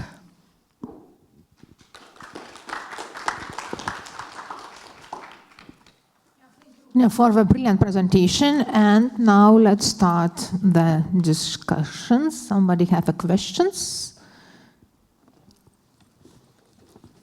Yeah, Richard, please. Thank you very much, Ogne, for a very thoroughly researched and a very clearly presented paper. I have a question just slightly off what you've been talking about, but it may have come up during your research. Have you noticed any patterns in the Christian names given to baptized illegitimate children? Are there names which are characteristic, particularly for poorer illegitimate children? I mean, for example, is Marianna commoner than usual among the girls? Okay, so may I ask you a little? So it's a little bit echo small. May I ask you repeat the question? Yes, certainly. I was asking about whether you noticed any patterns in the names with which children were baptized. Yes. Among the girls, for example, were plebeian girls frequently called Marianna. Yes. And the names, I found it interesting. Very good question. Yes, the tradition usually was for the legitimate children to name one of the godparents, and when we talk about illegitimate ones, as I found, although data is limited, that it wasn't the case, as usually when we have like relatives, godparents who were relatives of the mother, none of the child was given any name that of the relatives. Although it's also, hard to say, as we have like 5 the most common names that were given to the child.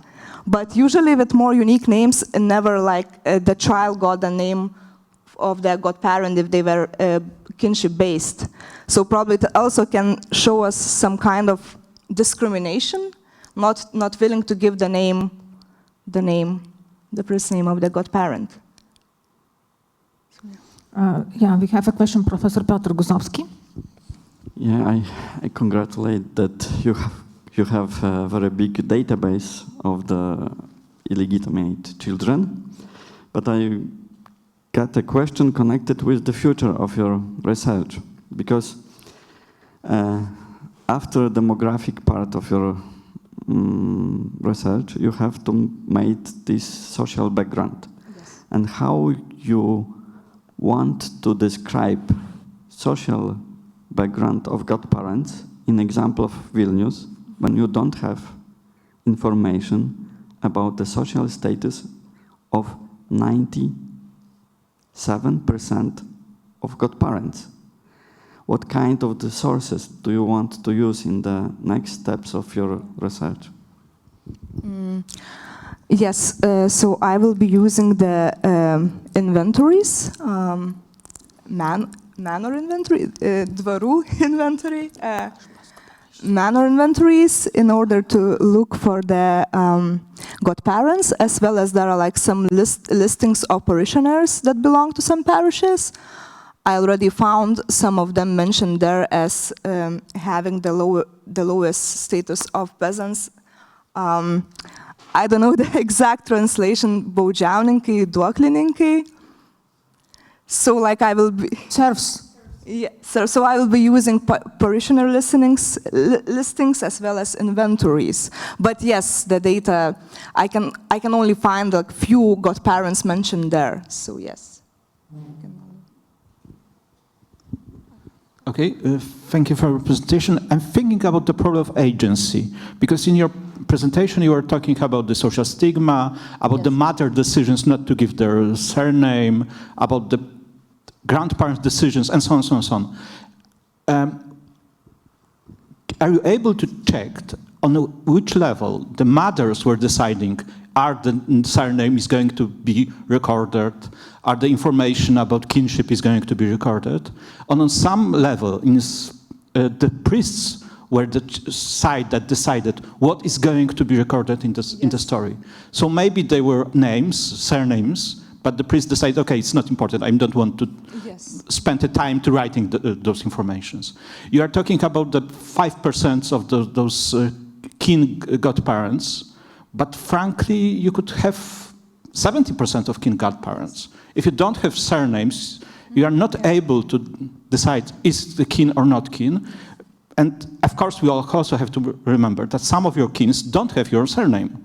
And if the priest decided not to record this information, you don't know if you got 5% of kin godparents or maybe 95% of kin godparents. That's true, yeah.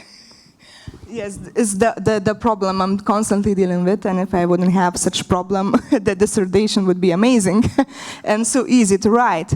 So yeah, I will always have this in mind.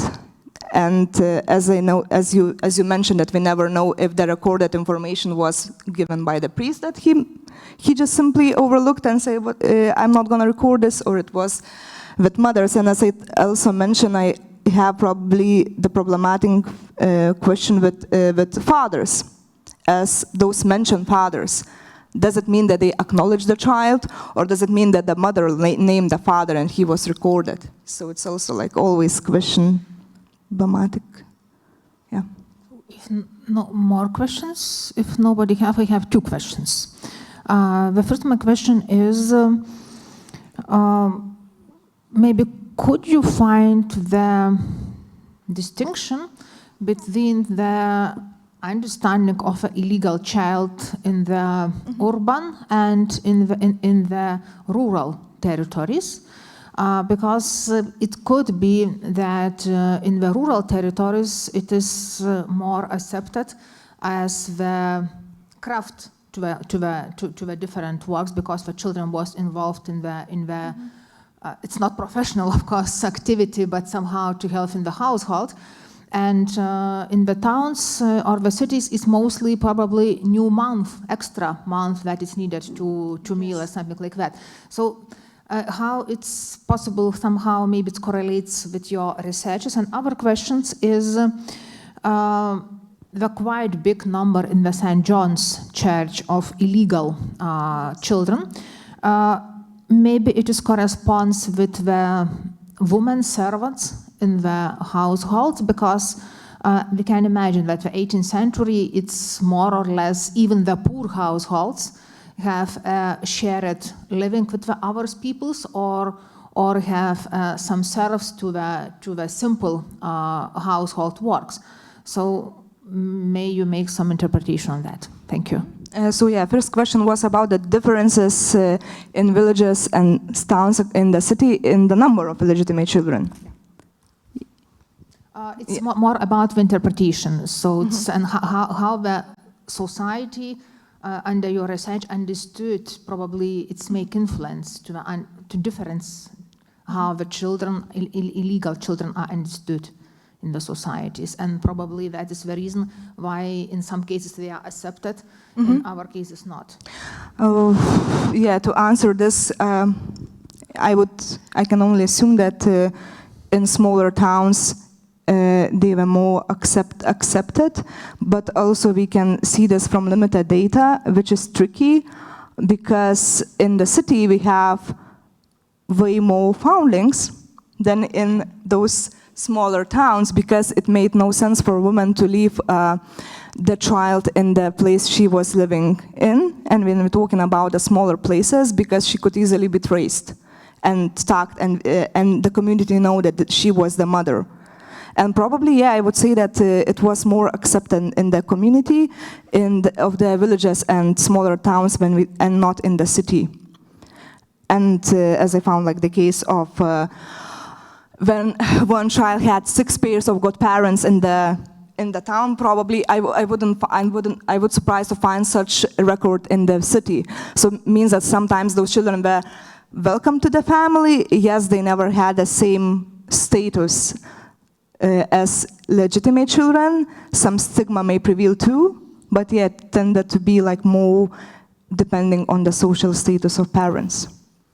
And as about other question, our question was about women as servants. Yes, I found 2 cases where like a mother from Lavoriškės parish, which was adjacent parish, was named as servant who serves in Vilnius city.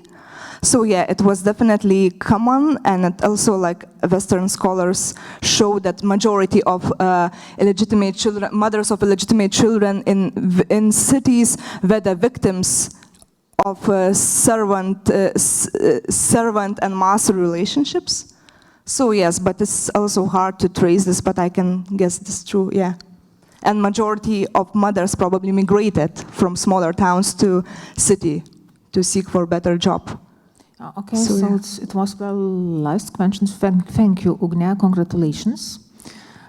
Thank you for presentations. And now we late. Okay, but now I would like to introduce Viktor Korbut from the Warsaw University. And the title of presentation will be Establishment and Publication of a First Belarusian Newspapers, Nasha Doля in Vilna, in 1906, in the context of the cooperation between the leaders of the Belarusian and Lithuanian national movements during the revolution of the 1905-1907.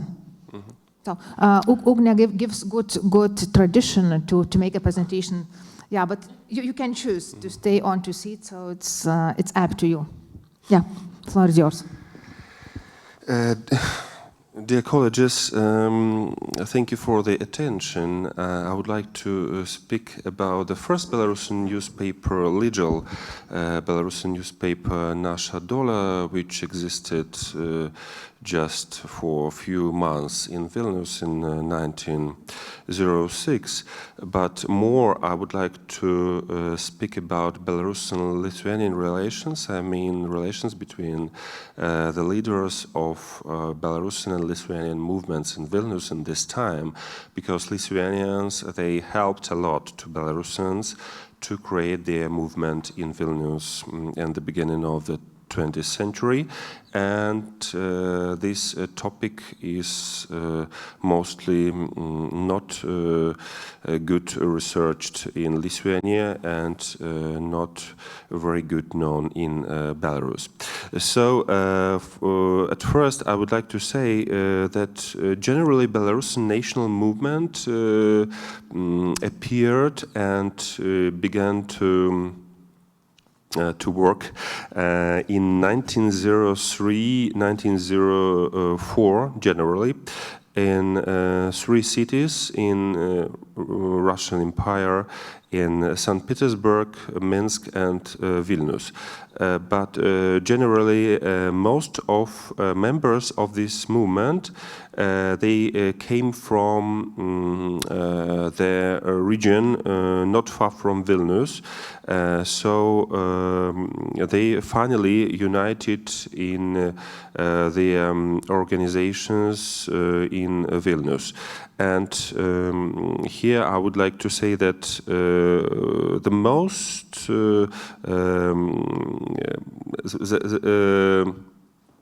mostly these leaders and members of this Belarusian movement, they came from Polish families. I mean, families of nobles of the former Grand Duchy of Lithuania who spoke Polish language in their homes, and it was the generally normal situation in these lands of Lithuania and Belarus.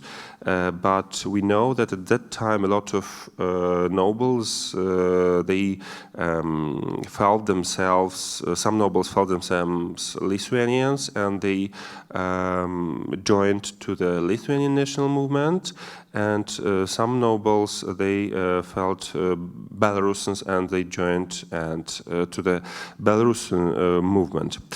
So generally the origin of that person, it was different, because, as I told, they came from the Vilnius, generally from the Vilnius region, and for example, they could came from a place where people could spoke Lithuanian, Belarusian, Polish language. But what decided that they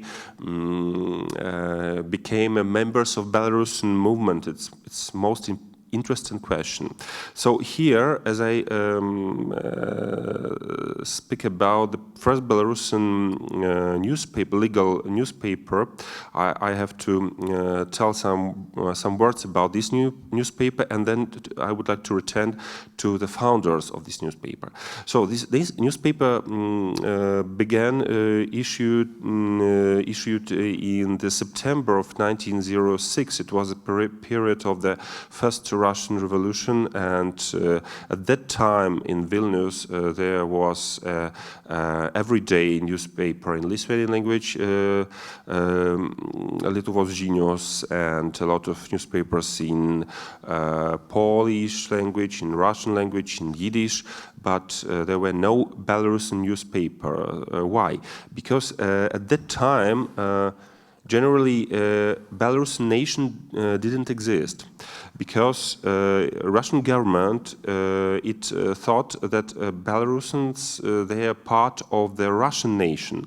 So as I told before, the national movement, Belarusian national movement, appeared in 1903, 1904, and the first legal newspaper appeared in 1906. So we see that just a few years these members of this movement, they needed to create their own newspaper, and they were united in the organization Belarusian Social Hromada. It means society, and generally in literature we read that it was a party, but generally it was not a party, it was a club, like a club of people who wanted to create Belarusian identity, and the main idea of that people was that if about 8 million people they speak Belarusian, so they are Belarusians, and they have to know about this, because most of that people who spoke Belarusian, they came from they lived in villages, so generally they hadn't the national identity. But the first Belarusian, members and leaders of Belarusian movement, they came from the Polish families, from noble families. So at the beginning of the Belarusian movement was the main problem that leaders of that movement, they came from Polish identity to Belarusian, but the main Belarusian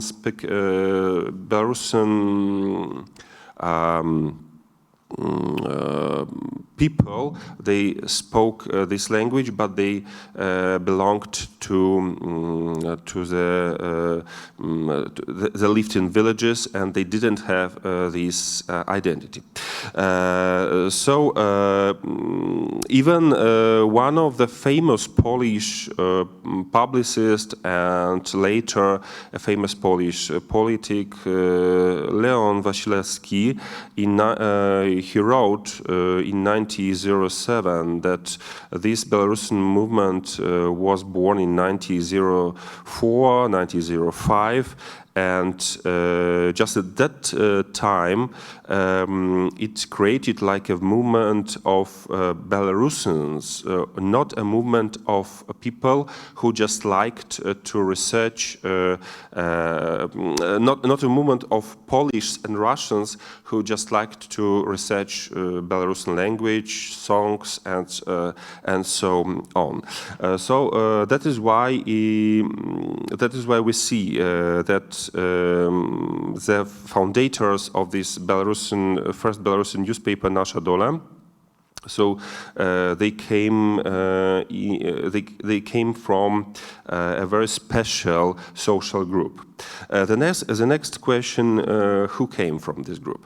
So generally founders of this movement, there were main founders. There were two brothers, Jan and Antoni Luckiewicz. Generally their family, their father, he was from Minsk. But these two guys, boys, they was born in Šiauliai in Lithuania.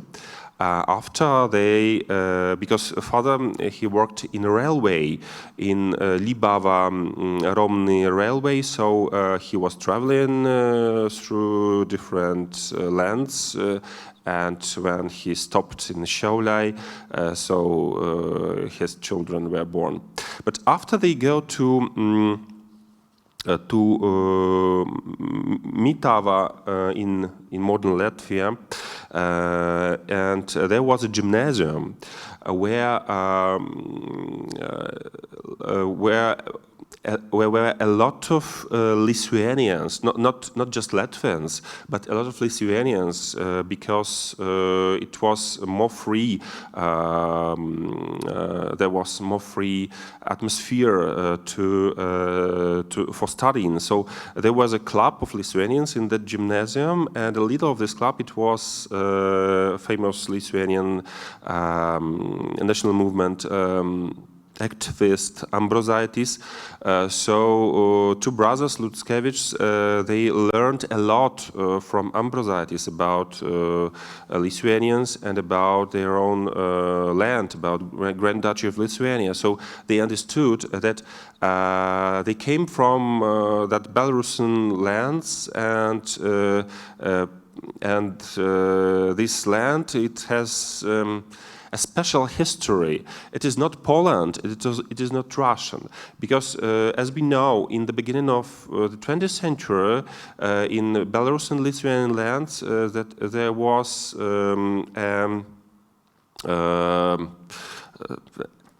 ideological war between two big movements, Russian and Polish. Yes, because Polish nationalism, it talk that this part of former Grand Duchy of Lithuania, it is a part of Poland, and Russian nationalists, they talk that it was ancient Russia. Yes, so in this gymnasium in Latvia, with the help of Lithuanian students and Lithuanian teacher Ambrozaitis, these two brothers, they understood that it is not Russia and Poland, and if their ancestors, they were from Belarusian lands, so they understood that they are at the same time Belarusians, and at the same time they have a lot of common with Lithuanians.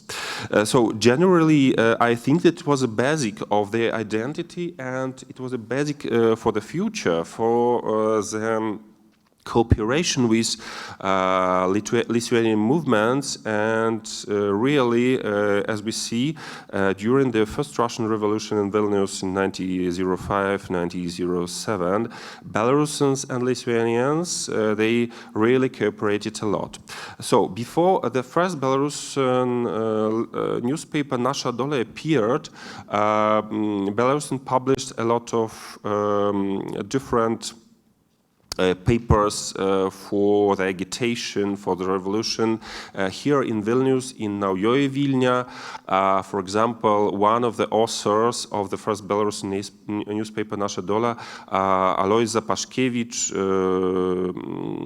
she worked in a hospital in III-oji Vilnia. At the time it was Nova Vileika, and she took part in 1905 in a lot of meetings, socialist meetings, and she read her own verses in Belarusian language, and for example, Belarusian national activists, they cooperated, for example, with Brothers Birzishka to colportate a lot of materials, press materials to Lithuania.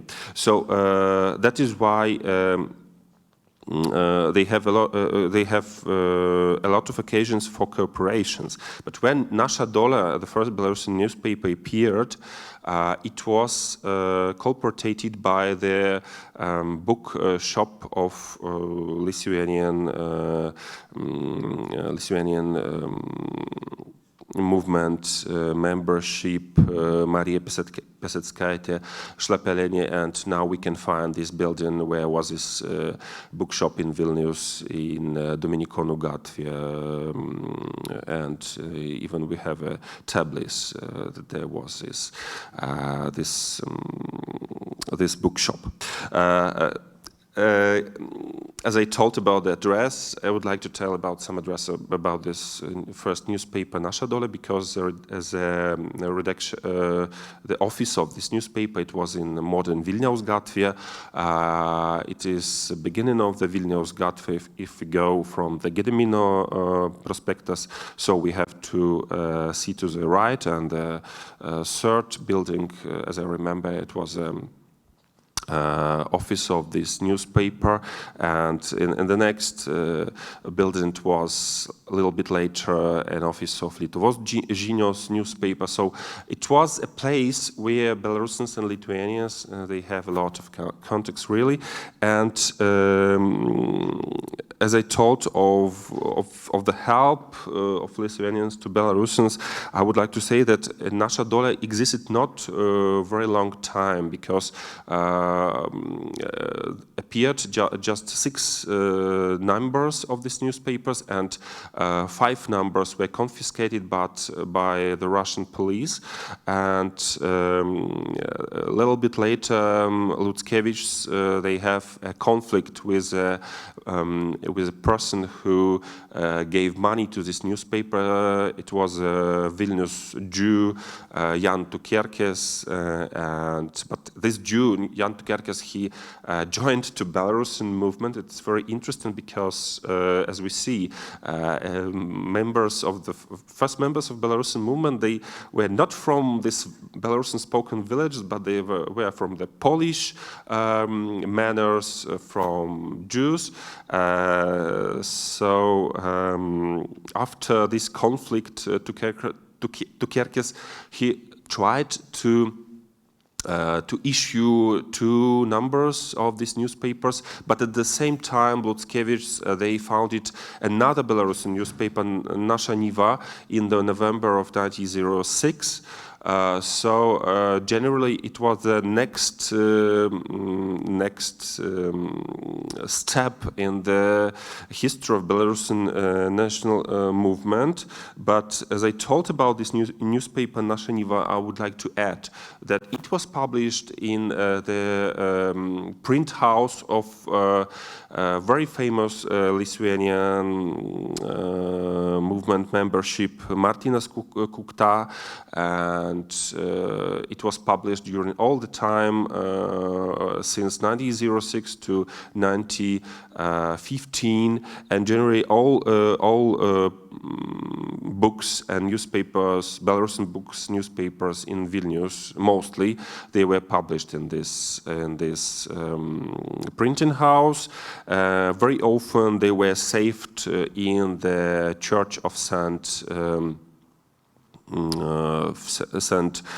Nicholas, because it was a Roman Catholic church which belonged to Lithuanians. So as we see, without the influence of Lithuanians and without the help of Lithuanians, I don't know how will exist this Belarusian movement, because as I said in the beginning, Belarusian leaders of this movement, they didn't feel themselves Poles and Russians, and Lithuanians, they were natural colleagues, yes, in this work to create new Belarusian nation. So we can say that generally Belarusian nation, modern Belarusian nation, the idea of this nation and first organizations, they appeared in 3 centers in Vilnius, St. Petersburg, and Minsk. But the main center was in Vilnius, and here was born this modern Belarus which we see today. Thank you very much. Thank you very much. And now we have a question-answers session. Yeah, Dr. Dovilė Troskovaitė. Thank you very much for your presentation. It was really very interesting, and I want to ask maybe for the beginning 2 questions. One is whether you find any traces of the emergence of the Belarusian national movement and its founders with the St. Petersburg University. In the beginning of the 20th century, the St. Petersburg University was a place where many national movements appeared in the Russian Empire, and I was interested whether the Belarusian national movement has any connections with this university. This is one question. Maybe I will answer to one question after the second. Yes, as I told, that one of the centers was Petersburg, and even when Vilnius was a main center, Petersburg still continued to work, because, for example, there was Václav Ivanovsky. He was a brother of Tadas Ivanauskas, if you know this name. Yes, because they are from one family, and one brother, he became Lithuanian, another Belarusian, and 2 others Poles. So yes, they continued in St. Petersburg their work. But what is the most interesting, that Lutzkevich, for a short time, they studied in St. Petersburg too. So they came from Vilnius region and from Vilnius city, or from Minsk, for example, but they had a lot of contacts in St. Petersburg with other people from this region, Poles and Lithuanians, because there were no Belarusian organization in Petersburg. So the first Belarusian organization in Petersburg, it was founded from the connection between former Poles, yes, former Pole students, because they united some people, young people, students from these lands, from the Vilnius region, who were from this Belarusian spoken region. So a lot of former Pole activists, they united to Belarusians, but few of them, they returned to the Polish movement, and in St. Petersburg, for example, a Belarusian poet and, as I told, Alois Zapaszkiewicz, yes, she met her future husband, Stepanas Kairys, for example, or Belarusian national movement activist and one of leaders, Václav Lastovsky. He met there his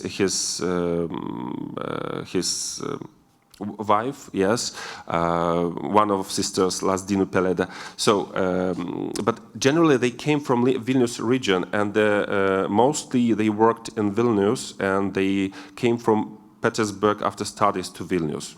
So, if I... Thank you very much, very interesting. And the other question, could you find any arguments for their motivation, for Lithuanians and for Belarusians to work together, or at least to help each other? What were the motivations of both groups? Thank you. Yeah, it's a very interesting question, because I didn't say about it that all these memberships of both movements, Lithuanian and Belarusian, they were socialist. I don't tell about Christianic democracy organizations or others, because Belarusian, they had just socialists, and they cooperated just with socialists. So it was not, and generally it was this period of the big cooperation. It was during the socialist revolution, yes, 1905. So, but for them, this socialism, it was a synonym of freedom, yes. So freedom for all people, not just nobles. As they came from nobles and from that manners, from Polish, yes, society, but they felt themselves a part of the people in Lithuanian liaudis, not tauta, but liaudis, yes. So that is why they united, because socialists, they at the same time they were nationalist activists, but at the same time they were internationalists, yes. So it was easier for them than for others. Yeah, thank you. I don't see more questions. Richard, do you have any comments or questions? Yes, thank you. I was very impressed by this, and I was struck by the emphasis both on elites and outsiders, sort of, Polish-speaking nobles of Grand Duchy of Lithuania families, Jews, Lithuanians as kind of teachers here. I wanted to ask you, Victor, about if you're using any theoretical frameworks to sort of compare national movements and nation-forming processes. Is, for example, Miroslav Hroch's three-stage process relevant or useful in this case? And off the top of my head, it would seem that you've got a mixture of the first stage, where sort of elites take an interest in sort of folklore and language, and it sort of moves to the second stage, where there are political goals, but it's a long way from the mass movement of a third stage. I didn't hear very well, but as I understood, you mean the theory of Miroslav Hroch about three studies, ABC, for the Belarusian movements, yeah? And you asked me what was a study, yeah? Yes. Professor Richard confirmed that the question was... Yeah, how useful is it? How relevant is it? I mean, would you critique it and say that it's limited, or would you say, yeah, this fits? As I see, it was a study, I think it was the beginning of the study B, and generally between A and B after Hroch, because that first Belarusian activists, they needed to learn a lot about their own people or nation, yes, as it was imaginated nation, of course, for them. So they were very young, and it was the beginning of construction of this nation. But the main idea was that all Belarusian-speaking people, they consist Belarusian nation, yes. But I would like to say that as for Belarusians, it was very fast process, because as Lithuanians at that time, or Poles and Russians, they had all their own organizations, newspapers, and so on. Belarusian just began, but very fast. So this movement was very fast.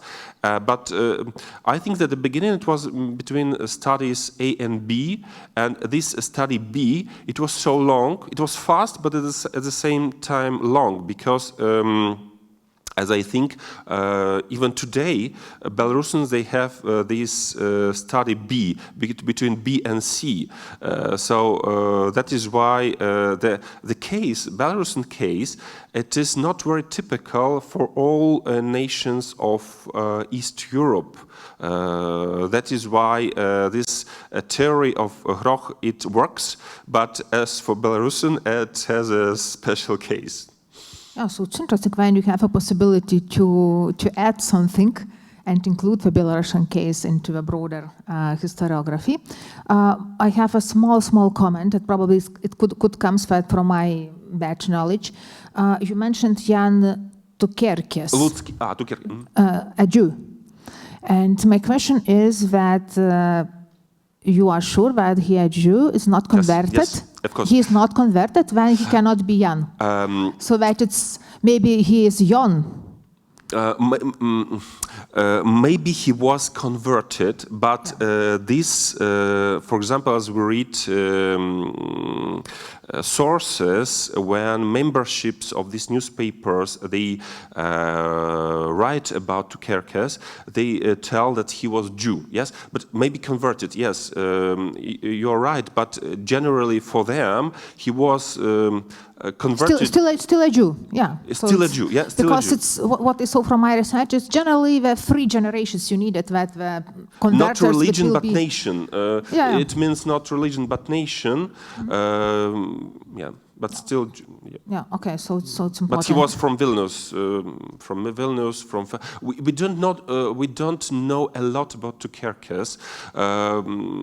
It's a pity because we haven't good archive of these newspapers because generally for this period. So not a lot of information. Okay. Mm-hmm. Yeah, Victor, thank you very much. Yeah, so it's for your brilliant presentation. And now I would, прошу. And now I would like to ask Inna Kudryashova-Petkevič from Vilnius University Faculty of History to present, to talk about the Vilnius Old Believers community and Primov family until the 1939. Inna, floor is yours.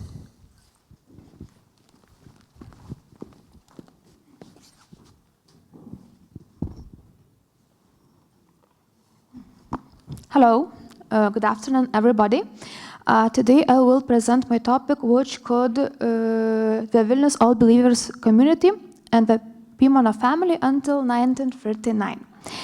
I apologize for all my grammatical mistakes because it is the first time I will read a topic in English. So, Lithuania has a long history of famous and notable families. These are famous personalities and families of Lithuania, such as Čartoriskiai, Goštautai, Radvilos, Oginskiai, Ostrogiškiai. Their heritage and legacy is preserved and protected for future generations. However, it is worth remembering and that signs the range of Grand Duke Gediminas and Vytautas. Lithuania can be called a multicultural and multi-ethnic country with people and groups of different nationalities and ethnicities. We are also an integral part of Lithuania's history and its cultural heritage, which is worth knowing and studying. It's a huge contribution to the history of religious and ethnic minorities. Thus, if you look from the religious or ethnic minority side, we could find more famous relatives who could be added to the notable personalities of Lithuania. One of such families is the Pimonov family, who were an Old Believers. The Old Believers are one of the many religious minorities in Lithuania from the late 19th century until 1904. 40. The Pimenovs were dominate of the Old Believers Church, businessmen and patrons, politicians and public figures, famous in the history of Lithuania and Poland. They united the Old Believers of Vilnius and Poland. After the end of the First World War, the Pimenovs returned to Lithuania, where we contributed to the revival of the Old Believers community and carried out social, political, cultural, educational, and religious activity in Lithuania, and later in Poland. The Pimenovs suffered a painful fate as World War II approached. The Pimenovs were forced to leave in Lithuania and went to West, then the family paths were diverged. Some of them settled in Austria, France, or Poland. Others moved to the USA. During the most difficult historical periods, we all managed to preserve their nationality, citizenship, and faith. As can be seen in the 20th century, the Pimenov family had to change their place of residence and lifestyle, social status, and citizenship several times. But almost all of them remained faithful to the Old Believers despite of all the circumstances. The history of Vilnius Old Believers community in Vilnius and Poland is illustrated by representatives of the Pimenov family. They have contributed to the Vilnius and many other Old Believers Church and the Old Believers School in Vilnius. The interwar period itself was the most successful period for the Old Believers during their presence in Lithuania. During interwar, Vilnius became the religious and spiritual center of the Polish-Pomeranian Old Believers, and there was a large religious community. For the first time in 1928, the Old Believers were recognized by the government as an Eastern Old Believers Church, without a three-tiered hierarchy, and were granted religious autonomy. The Old Believers Church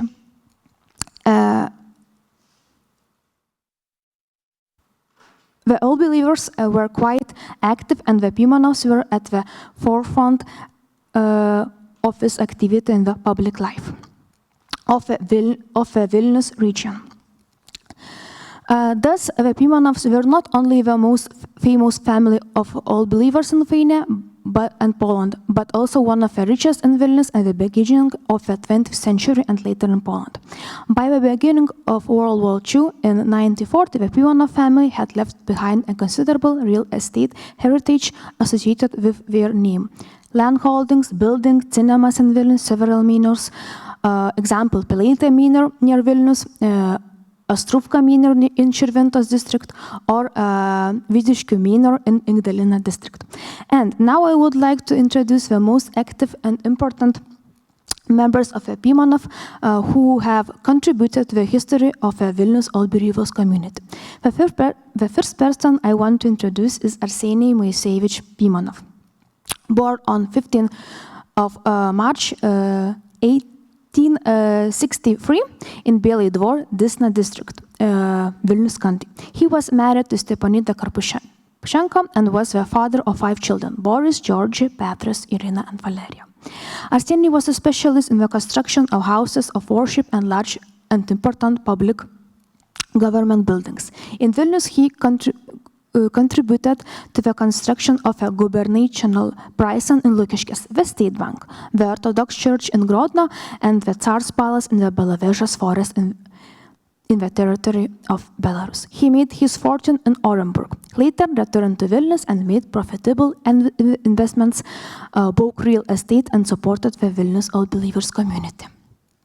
He helped everyone who asked him for help, regardless of nationality or faith.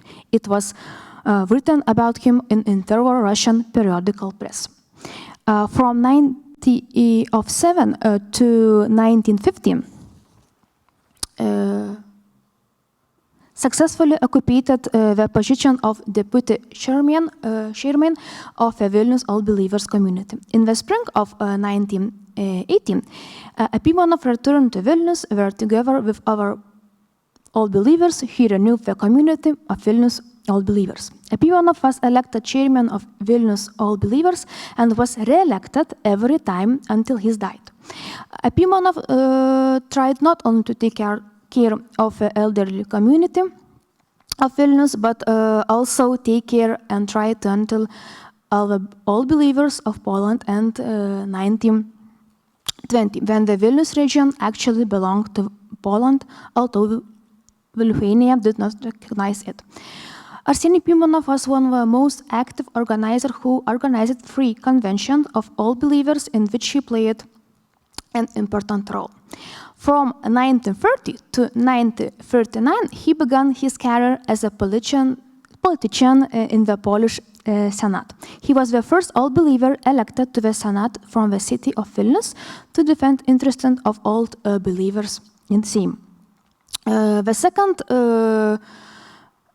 person which I want to introduce is Boris Arsenijevich Pimonov. Was an architect, publicist, political and social activist, member of a 3rd, 4th and 5th convocation of a Polish Republic.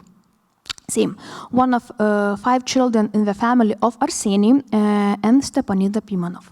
After the First World War, he returned to Lithuania and became very active in the religious life of the Polish All Believers, representing by Russian minority in Poland and abroad. Pivonov's main task were to improve the spiritual life of all believers, communities, the religious education and moral education of young people, and to organize regular congresses of spiritual fathers.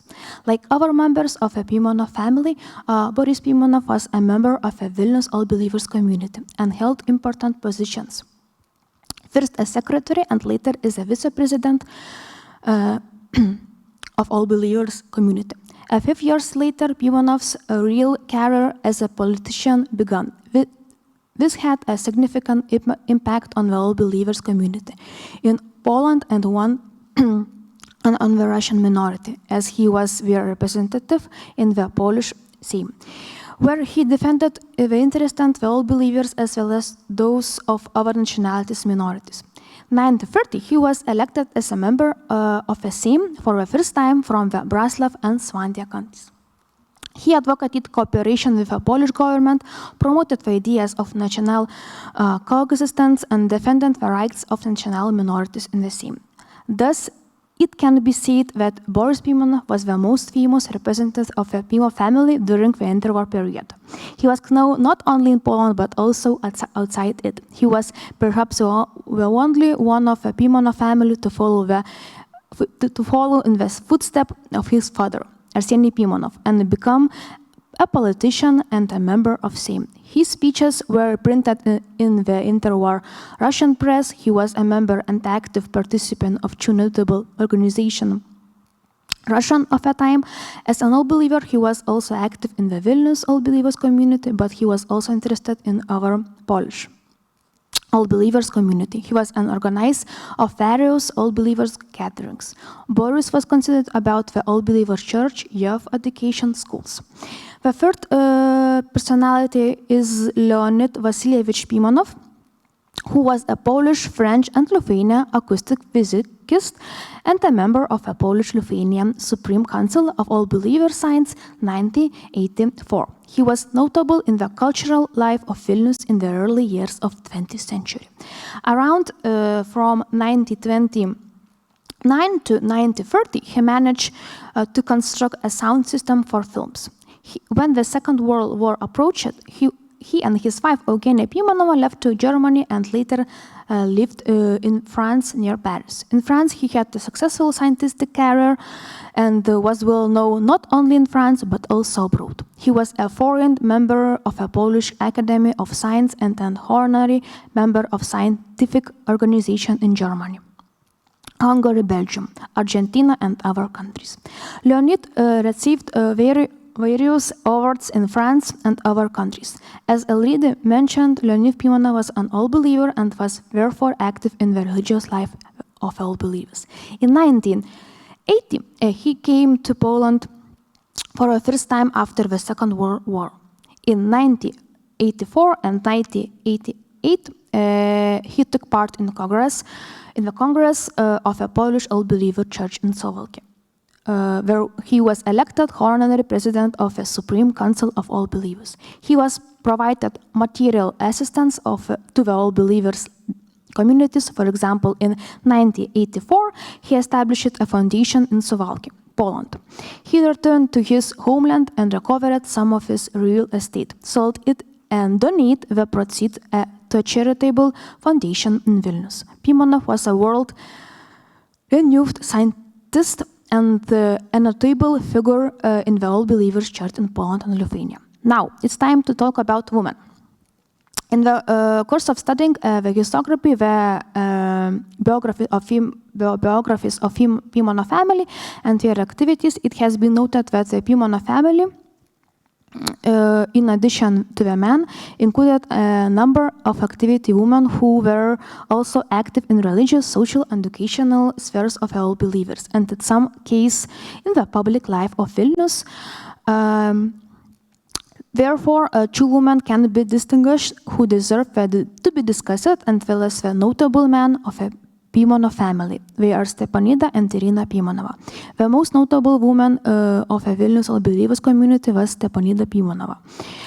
He was the wife of Arsenij Pimonov and mother of 5 children, Irina, Valeria, Georgi, Boris, and Petras. She was a well-known public and religious figure among the All Believers. After the First World War, as a member of a council of a Vilnius Believers community. She took an active education and social role in that community. She was the chairwoman of a Vilnius All Believers school committee and the chairwoman of a ladies charity committee. Together with her husband, she donated and helped the Vilnius All Believers community and the ladies charity committee many times.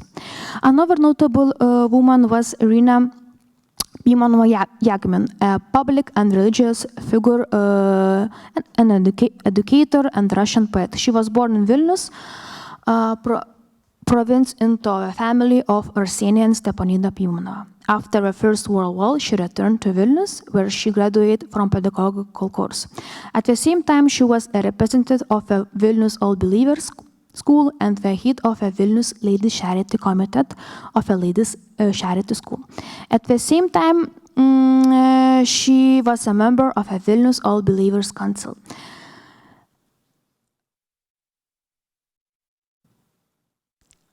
Thus, some of the Pimonov women were also noted for their educational and social activities. We were probably the first All Believers women who were active both in the religious life of the Vilnius All Believers community and in the public cultural space of Vilnius. Stepanida Irina Pimonovas played a notable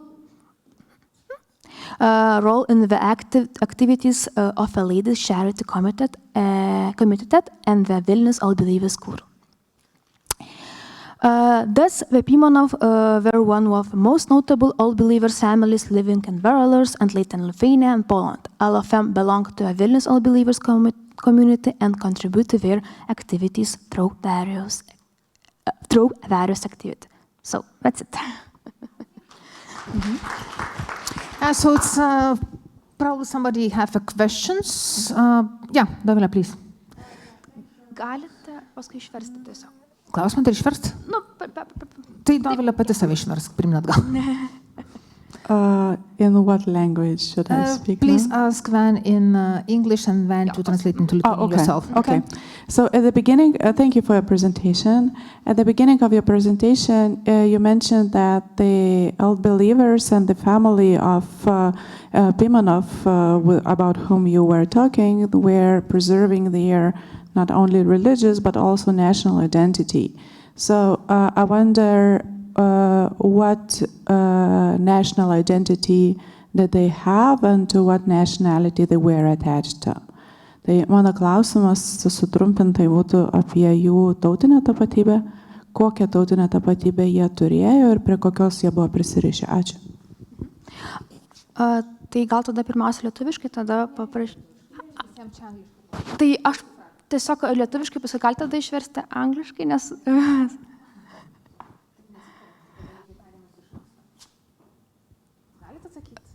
Angliškai truputį bijau.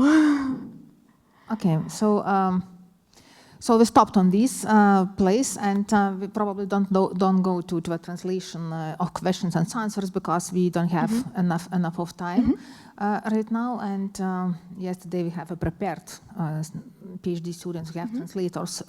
So okay, thank you. Thank you for your presentation. And now I would like to invite Pavel Leish from Institute of History.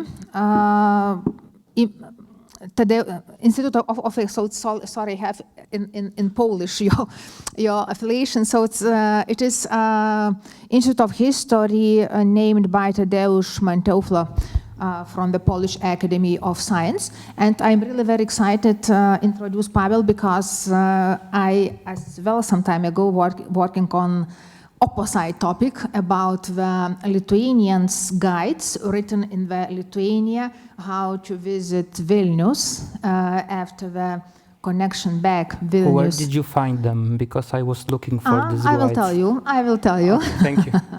Great. So, and the topic of Pavel today is looking deeper. Polish guides to Vilnius from the beginning of the 20th century as source of a specific nation message. Floor is yours. Thank you very much. Laba diena, ponios ir ponai. Dzień dobry. So now in English, and I hope this video will age well. Okay. The turn of the 19th and the 20th century, the period from the end of the January uprising to the outbreak of the Great War, was the time when in Lithuania, despite the top-down Russification, modern nation, Poles and Lithuanians crystallized. And those changes accelerate after the liberalization of the system of the Russian Empire after the revolution of so-called 1905. The largest city, the capital of the northern western Krai, Lithuania, the seat of the governor was Vilnius. The city played an important commercial, cultural, tourist, scientific, historical, and religious role. From the Polish perspective, the Vilnius at the turn of the 19th and the 20th century was considered as a city in Lithuania very strong, steeped in Polish culture. For the Russian, it was the seat of power, and Russian tried to Russify it in a various way. Modern Lithuanians saw Vilnius as their ancient capital, which had been Polonized. With the political changes that took place after the revolution, communities that had previously been marginalized were allowed to operate more freely, allowing, among others, for printing compact publication, magazines, books. Some of the publication from that period include guides to Vilnius and Lithuania by Napoleon Rauba, Władysław Zachorski, and Wacław Studnicki. I will compare the message of those books with other similar publications about the city, created by Adam Honory Kirkor, guide from the 1862 and 1880, published in Vilnius, and Mieczysław Orłowicz publication, which describes Eastern and Central Europe, including Vilnius and Lithuania, published in 1913 in Warsaw, and also the work write down by Ludwika Życka in Warsaw. The promotion of the modern Polishness in Lithuania can be illustrated by referring to so-called place of memory. Important place for the processing of creating the identity of a given social group as a historical community. The concept created by Pierre Nora in the second half of the 20th century should be understood dualistically. As a real place, for example, Gate of Dawn, or symbol, as, for example, Adam Mickiewicz or Kmicic from Deluk Potop. In my work, based on the 4 different guidebooks published in Vilnius and Warsaw at the beginning of the 20th century, I would like to present their vision of the city's past and present. Thanks to this, I will be able to indicate to whom the message of the publication was addressed, why and which of the monuments in Vilnius was important for Polish perspective and which were ignored, and for what reason. This allows me to indicate the most important place of memory in Vilnius from the Polish point of view. In 1862, Adam Kirkor published a guide to the city. After 18 years, the publication was updated. with the new information. The structure of this work is more like the compendium of knowledge about the city, when everyone who is interested in, it's easy to find the information about the Vilnius population. It's more like like I said, it's more like the compendium of knowledge than the modern Baedeker. The author focuses on histories that show Lithuanians' independence. Kirkor's Vilnius is a city of pagan origin, the capital of Grand Duchy. The author knows that in the 1430, the city was demoted to the seat of voivodeship, but in the opinion of those who lived at that time, it still remained the capital.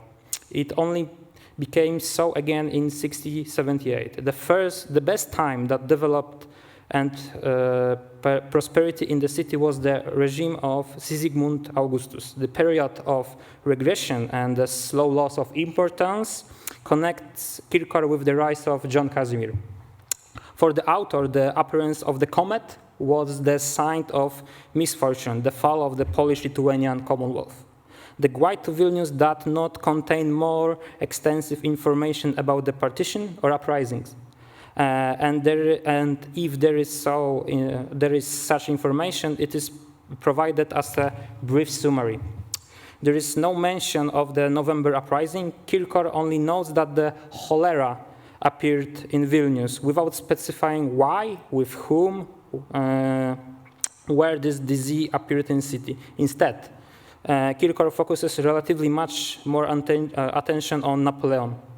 In the guide, the cathedral is listed as a number 1 in the church chapter, which suggests that this is the most important monument for Kirkor. The Gate of Dawn is only in 18th place in this ranking. Information about the university is briefly presented. The author of the guide encouraged you to visit Rosa, a cemetery established in the turn of the 18th and 19th century, where some of outstanding individuals are buried. In 1910, 2 guides to the city were published in Vilnius. The first one titled Przewodnik po Wilnie by Władysław Zachorski, and the second one Wilno, written by Wacław Gisbert-Studnicki. The doctor from Święcionis was ideologically associated with Kurier Litewski, while Władysław Studnicki brother and he himself sympathized with the Narodowa Demokracja. In 1920, a work by Ludwika Życka, she was born in 1859, was published in Warsaw under the title Wilno. Ideologically, the author was associated with the Kurier Litewski and Zorza Wileńska. The Baedeker's authors were recruited from the Polish-speaking intelligentsia landowner of Lithuania and had strong ties to Vilnius. The youth was during the January uprising, or they were born just after it, when the memory of the insurrection and the punishment was really vivid among those who were considered by Russians to be the ringleaders of the rebellion. Życka's work is the shortest of those who I may present. This work has 47 pages. The rest has more or less 300. The authors, she also admits in Życka's works is the synthesis of the works of Zachorski and Studnicki, which means that the author condensed in her guide everything that should be like if someone wants to visit Vilnius, this is the most condensed place that you could find some information about the Vilnius. 3 of 4 guides, Zachorski, Życka, and Studnicki, apart from the condensed history of the Vilnius and more broadly Lithuania, in which the emphasis is placed on the aspect of the former independence of Grand Duchy. Contain already prepared tour routes on Vilnius. In Zachorski's guides, he prepared 4 one-day tours to the city. The first, most condensed, covering only the most important points in Vilnius, is the Gate of Dawn, the Cathedral, the Castle Hill.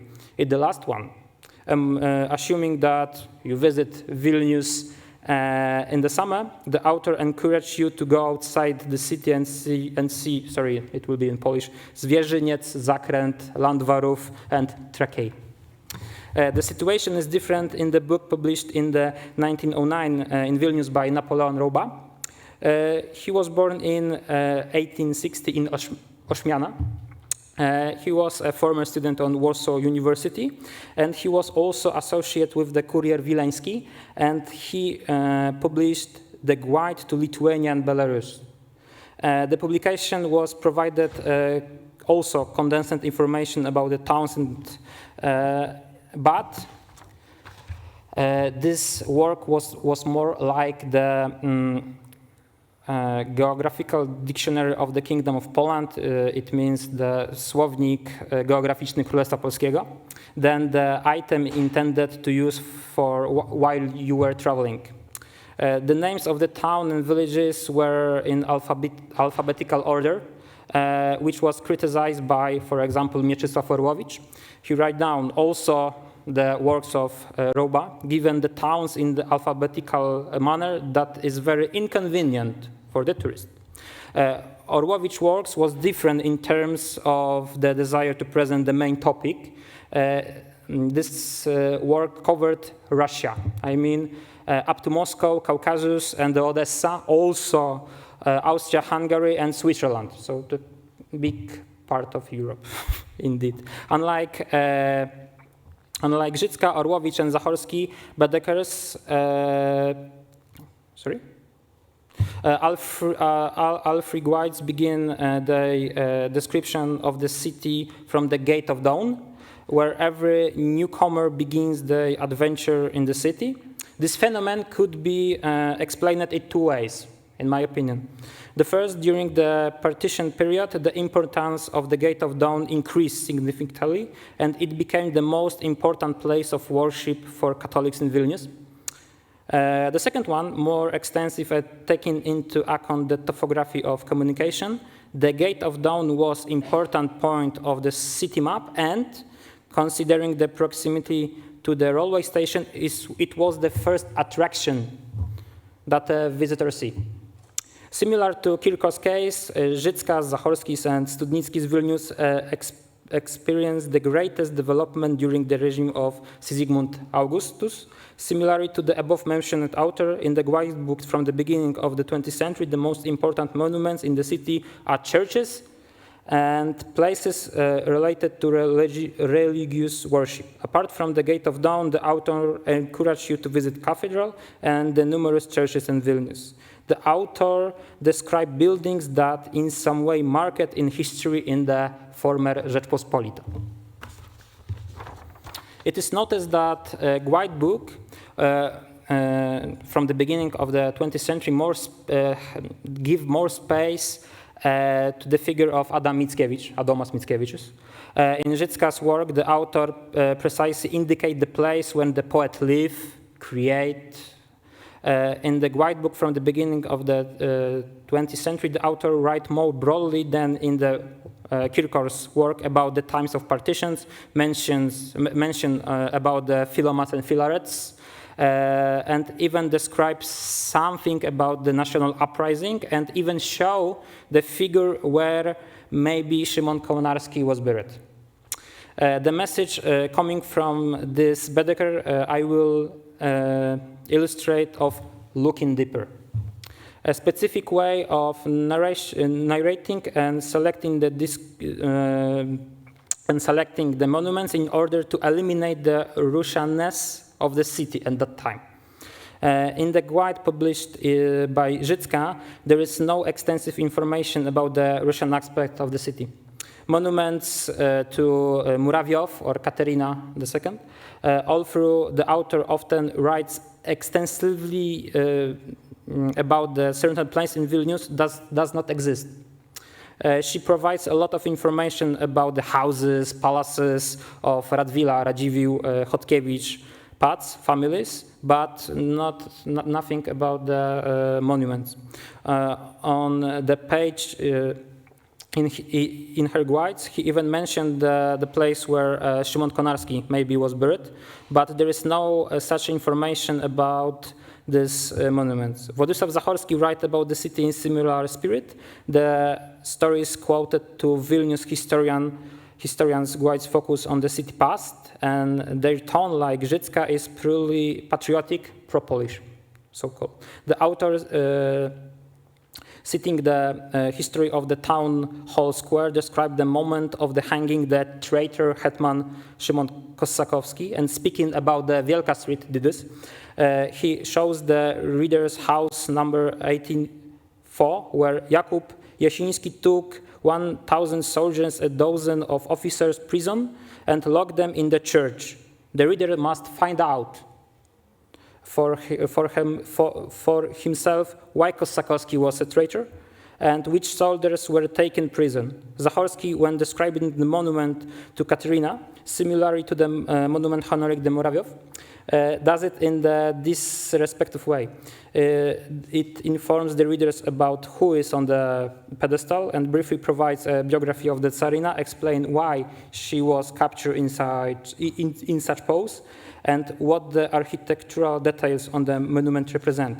Zachorski also informs us about the events related to the unveiling this monument, pointing out the presence of the 60 people from the Lithuanian noble during that event. At the end, he diplomatically stated that in other place, this monument might look good, but here, on the spacious square close to the so-called mountains and large building, it shrinks and disappears.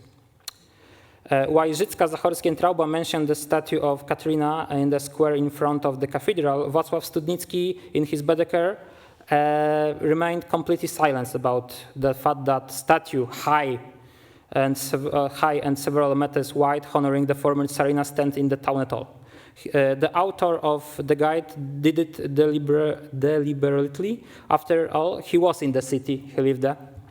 The only mention of statue of Katerina is a page from the subsection of Index of Monuments, where is a field in which there should be information about the website where more information of this subject can be found. However, Studnicki leaves this field empty. This, however, does not change the fact that the Russian character of the city is not mentioned in the guidebooks. Except when it's come to the old churches that have been converted to Orthodoxy. When providing information about the Cathedral Square, the general governor place, the author completely ignores the Russification connotation as intended by the Tsarist authorities. In the guides, XIII-XXI and Zachorski tells reader to look deeper. I know. The authors describe the ancient history of the city when Vilnius was ruled by Grand Duke and kings, as well as the history of the great magnate family of the Polish-Lithuanian Commonwealth. They point to buildings that played a significant role in the history of non-existent state.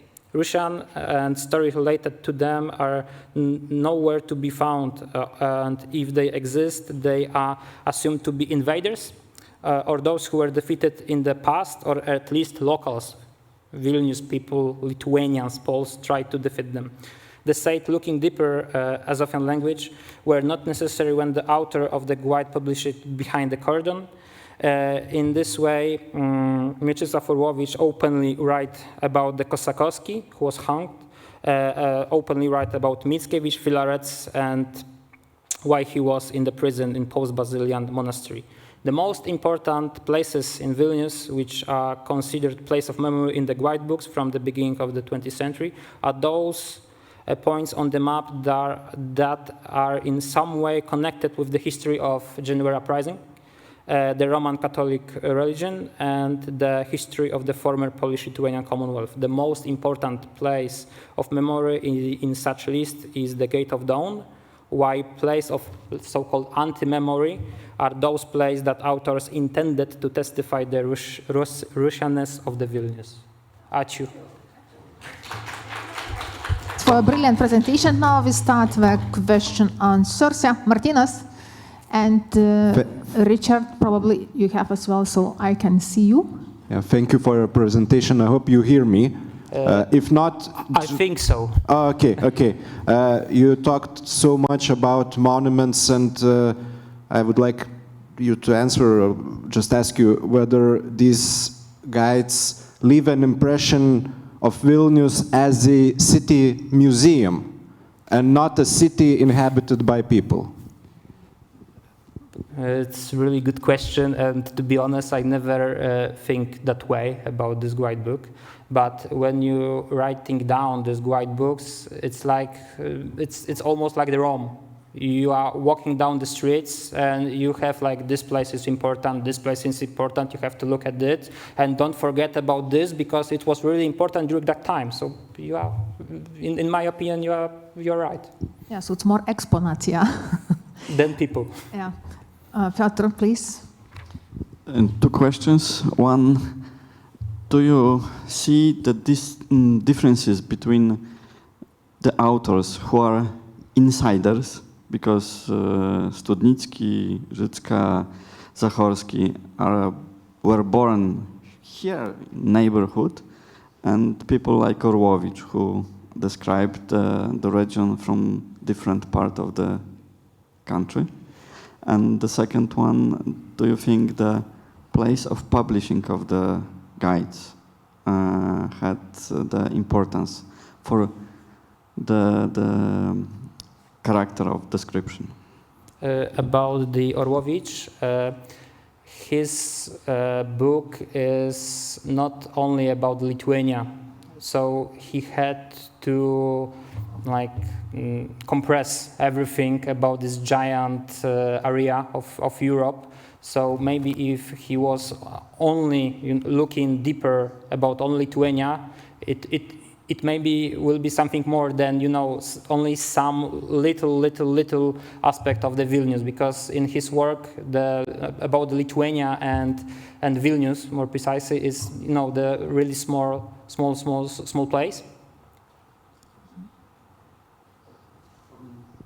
I mean that the description of Vilnius made by Vilnius people is their own vision, how they want to present the Vilnius, not people outside. How maybe for people from outside, different elements of Vilnius landscape will be more interesting. In Życka's book, there is such a sentence that the Lithuania is a part of Poland. So he was thinking that the Poland is also the part of Vilnius.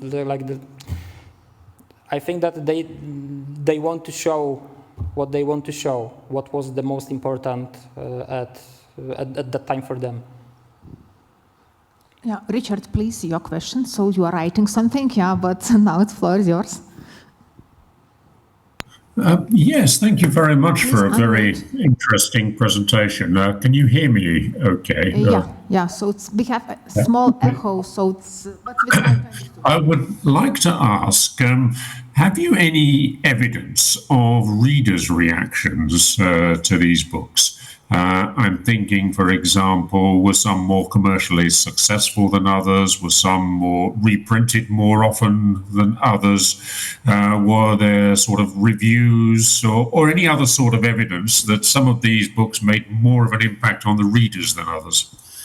So the question was about the success of this book. It was good sold, have reviews, so it's how functioning in the society. I correctly make shorter. I was wondering if we could get, is there any evidence for the reader's perspective on these? About the readers, so it's from the reader's perspective. Yeah. About the readers, I only find out this quote about the Napoleon Rauba works, in which Orłowicz said that this book is not so good. And to be honest, when I was preparing for that, my presentation, I didn't find out any reviews about this work, but thank you for this question. And like my next work, I will do it like precisely and really. Yeah, so it's really very important position. Yes, how the books functioning generally.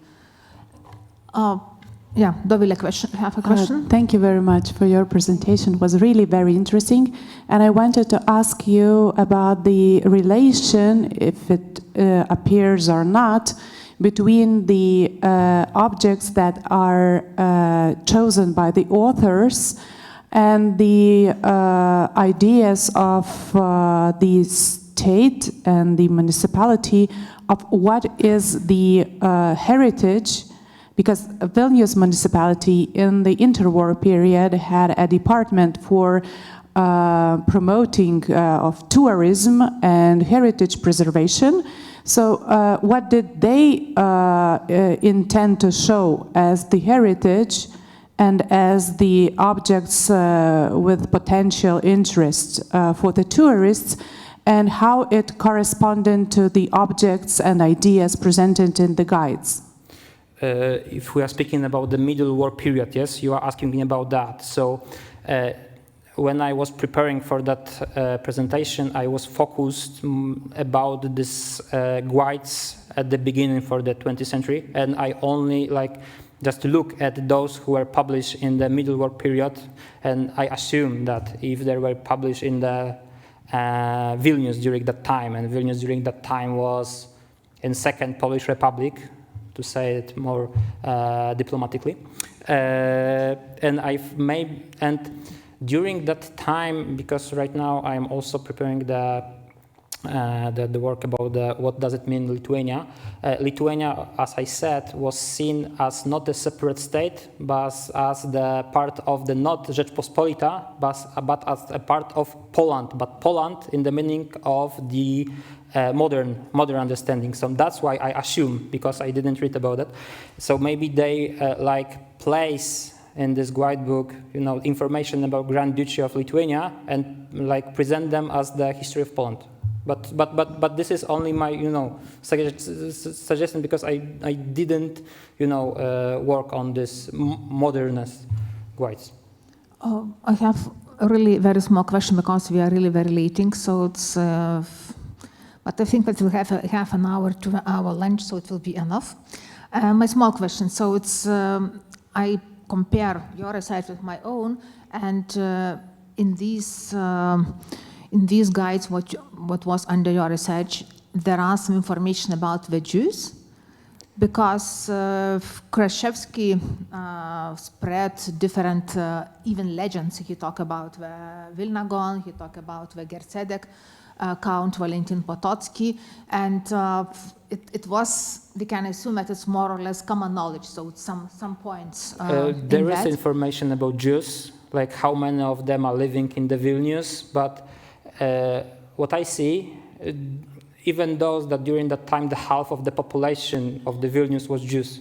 So it's like it was easier to find a Jew than anyone else. Yeah. But in these guides, it's like there are almost no of them. Like, when you are reading them, they focused on something different than on the Jews. They are but they are not important for them. But it's, for example, not written like that it's do not go to the Jewish quarter, it's dangerous, I didn't or find it's black about that. city, or something like that. I didn't find.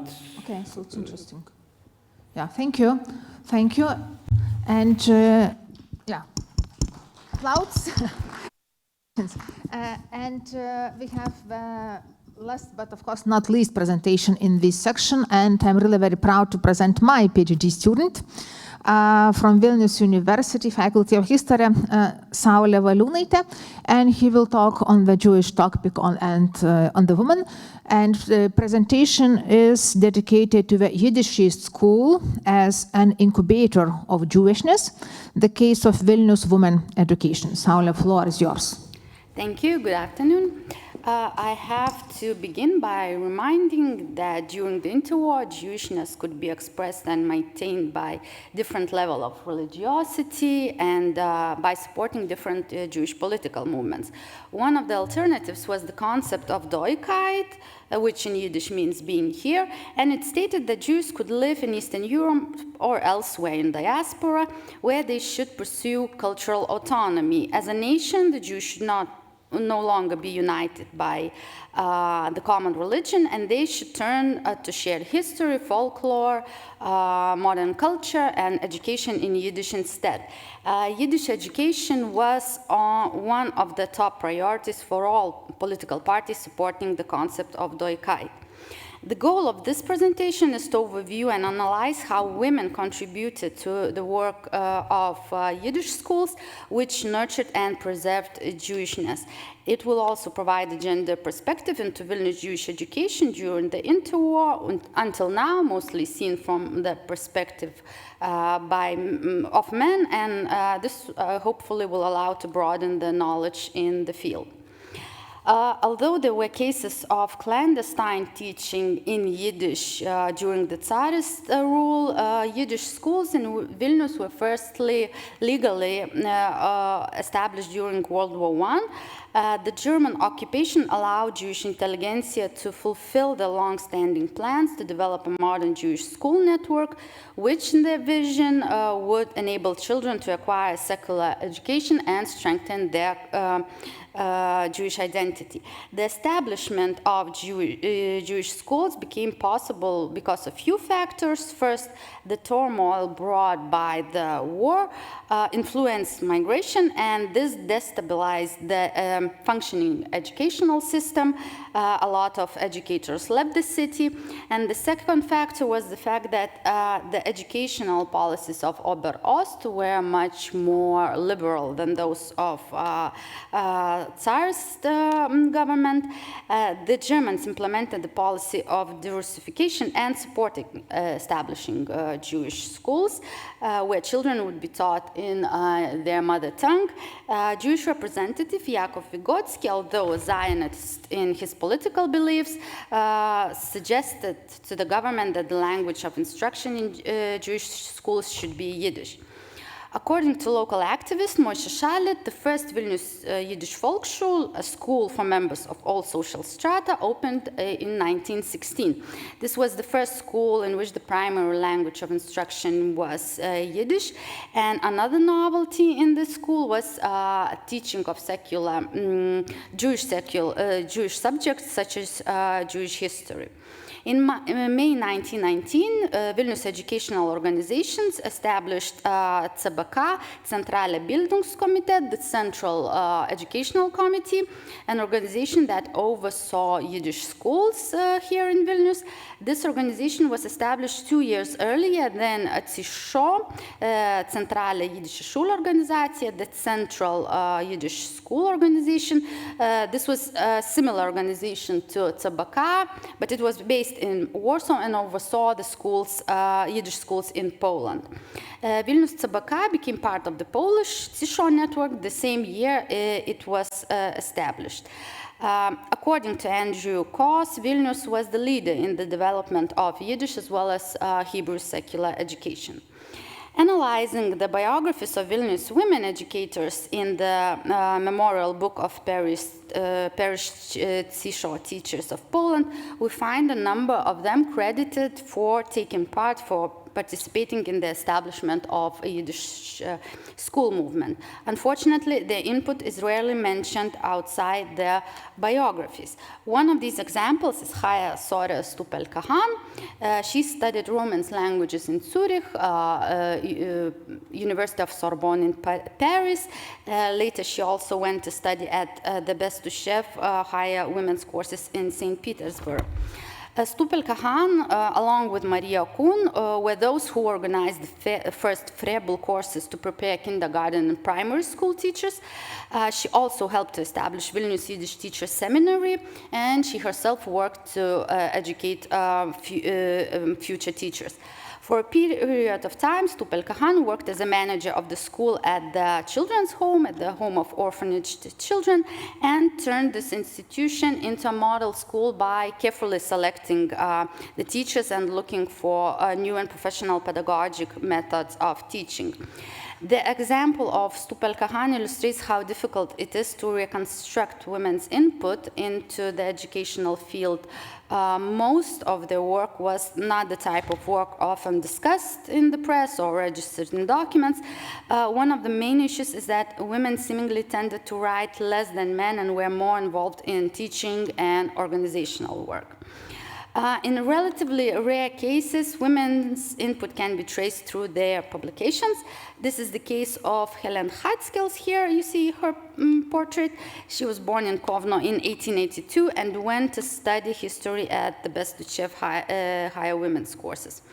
After the failed Russian Revolution, Hatskels, like most Bundestan revolutionaries, shifted her focus towards the cultural work, and she began teaching in Vilnius and significantly contributed to Yiddish education by publishing the first curriculum for studying natural science and geography in Yiddish, which you see on the slide.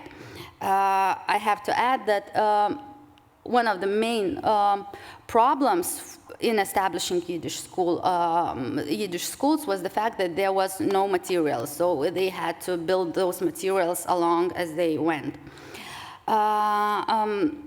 Hatskels later published travelogues and articles on geography and nature in Yiddish and after the Holocaust in Lithuanian. Although it is difficult to reconstruct women's educational input, their biographies and statistical data show that women played a prominent role in Vilnius Yiddishist education throughout the interwar period. Firstly, women were very active in pursuits to become teachers. A Vilnius Yiddish Teachers Seminary published a pamphlet about its activities and provided statistical data on the gender divisions of its students in 1926 and 1927.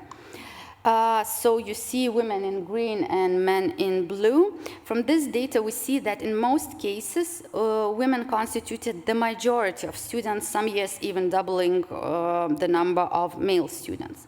Another statistical data shows the proportion of women educators in different types of school. Here, once again, women are in green and men in blue. This data shows that the number of female teachers decreases as the students' age increases. It is also noticeable that women teachers dominated preschool education.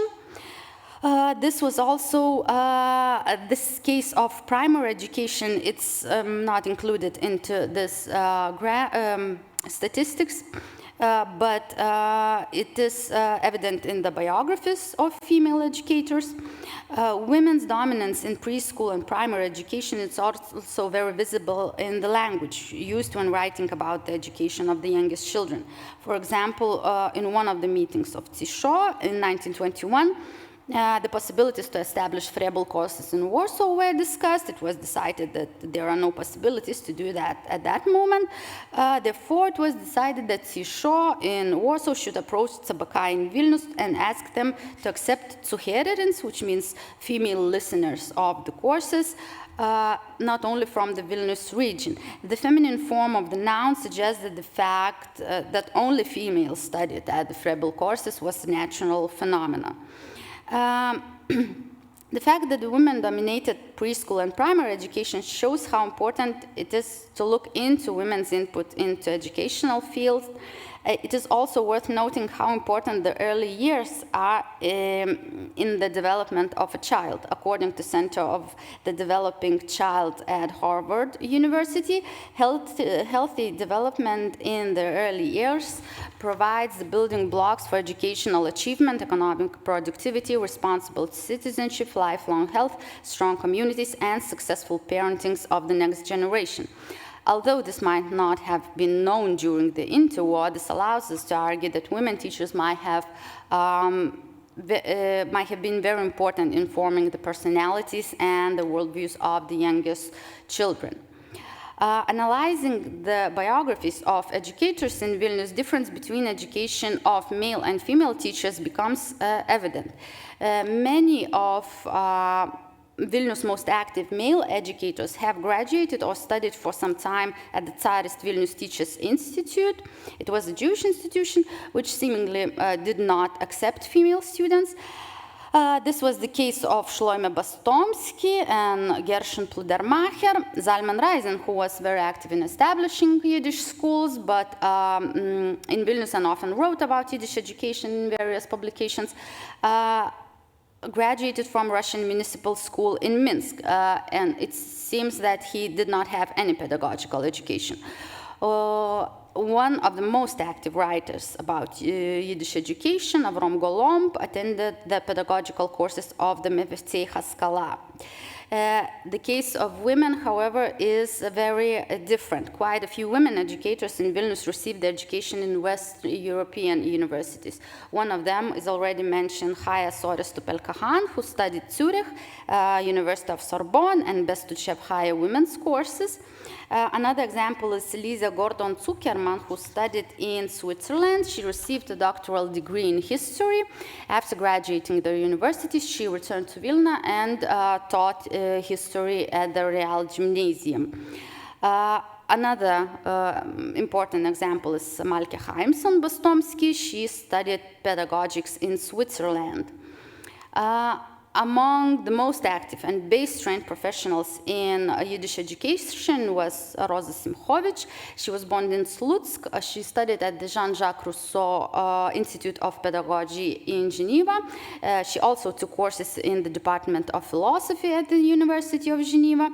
In 1919, Simchovich moved to Vilnius, where she was a manager of the Frebel courses. In 1922, she took over the leadership of the Yiddish Teachers Seminary. She also co-edited the pedagogical monthly Anaya Schul, the new school, and journal Schul und Heim, School and Home. Although Simchovich left Vilna in 1923, she often published articles in the local pedagogical periodical press and attended various events and meetings. For example, in 1928, Simchovich convened the founding meeting of Vilnius section of the teachers of the first grades. Characteristically, all 8 members of the section were women. Maybe high professional qualifications contributed to the fact that when writing in the pedagogical periodical press, women tended to focus on practical issues and novelties in the educational field. For example, Sofia Gurevich published articles about schools in Soviet unions and German educational centers. Rosa Simchovich published articles about leading pedagogues, for example, John Amos Kamenius and Jean-Jacques Rousseau. She also wrote overviews of German pedagogical press.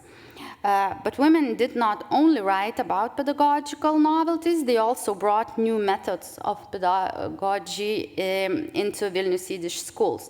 One of them was Anna Vygotska.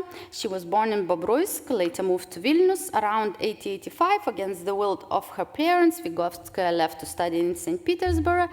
Late in life, after the sudden passing of her husband, Vygotska left Vilnius and spent a few years familiarizing herself with schools in England and the United States. And besides that, she spent time studying with Maria Montessori in Italy. During World War I, Vygotska left for Moscow, where she opened the Montessori kindergarten. It became a model institution, and students of pedagogy would visit and to study this new method of education. According to General Lithuanian Encyclopedia, the first Montessori kindergarten in Lithuania was opened in 1927. However, it is known that Anna Vygotskaya opened the Montessori class 4 years earlier. This is her class, opened in October of 1923. It was part of Vilna's humanitarian gymnasium. 25 children aged 5 to 6 were enrolled in this preparatory class. Maybe the encyclopedia disregards Vygotska's Montessori class in Vilnius during the interwar because it was part of Poland at the time. As mentioned, women were not as active in writing on pedagogy as men. However, they also contributed to writing textbooks.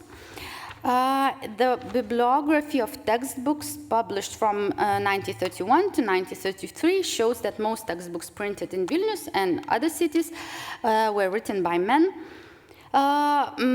Notable exception is Malke Chaimson-Bostomsky. She published 9 textbooks with her husband, Shloime Bostomsky, and she stands out as the most noticeable woman on this list. Most of the textbooks by Chaimson and Bostomsky mentioned in this list were reprints of textbooks written and published earlier. So this bibliography cites that these textbooks were re-released for 6th, 7th, and even 9th editions throughout 1931, 1933, suggesting that these were highly valued teaching materials. Sofia Gurevich was also among those who published textbooks and articles in the pedagogical periodical press. She was among the most prominent women in Vilnius Yiddish schools.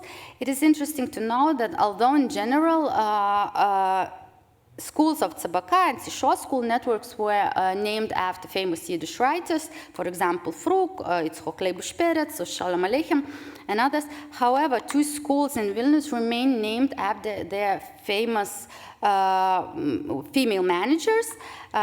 This was a school of Sofia Gurevich and Deborah Kupperstein. Both schools kept the names even after these women were no longer working there. It suggests that these names were associated with high-quality education and did not need to be renamed in honor of famous men. Analyzing pedagogical periodical press, it is noticeable that men write most articles on what Yiddish school is and what it should become. Among rare cases when women share their thoughts on what Yiddish schools should be is an article by Helen Hatskels, What Character Should Our Schools Have? This article was a reprint of talk given in the conference in Kaunas. And Hatskell's left-wing political preferences as well as her pedagogical experience are both evident in the text.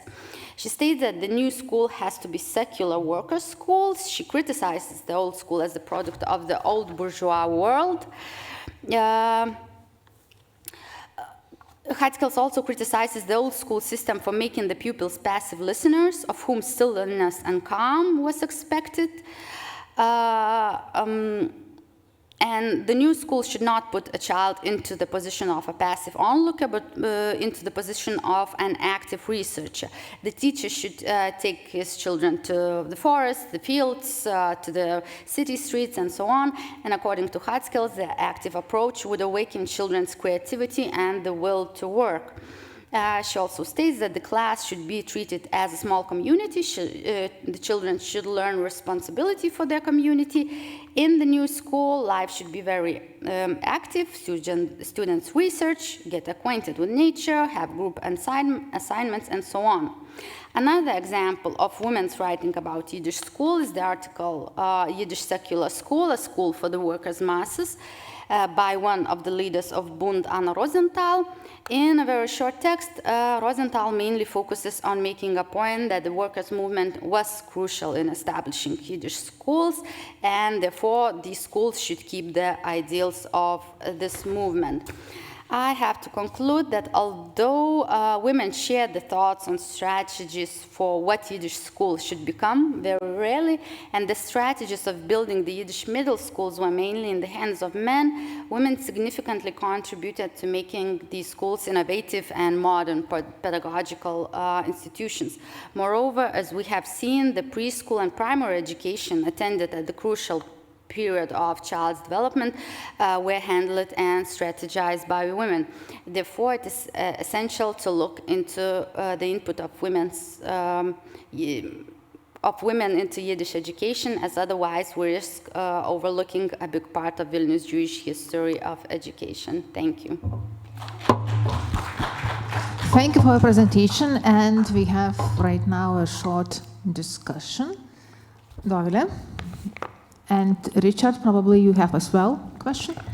Thank you. A very small question. You may answer yes or no, or a broader answer if you have.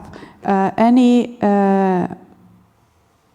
ideas of nationality and nationalism were presented in those schools or in the curriculum, or somehow any reflections on this question? I was looking for these ideas. Yes, that was my goal, to find these ideas. But in the end, I'm starting to realize that the school itself was built for that. So they did not try to stress that in any other ways. The goal in general of these schools were to keep the children in the Jewish society, to make them as as good as possible to make sure that they don't lose the children to Polish schools, that the parents would choose the Yiddish schools. Yeah, so I have a spell question. Richard, you have question or comments? Yeah, well, first of all, congratulations. It was a marvelous paper.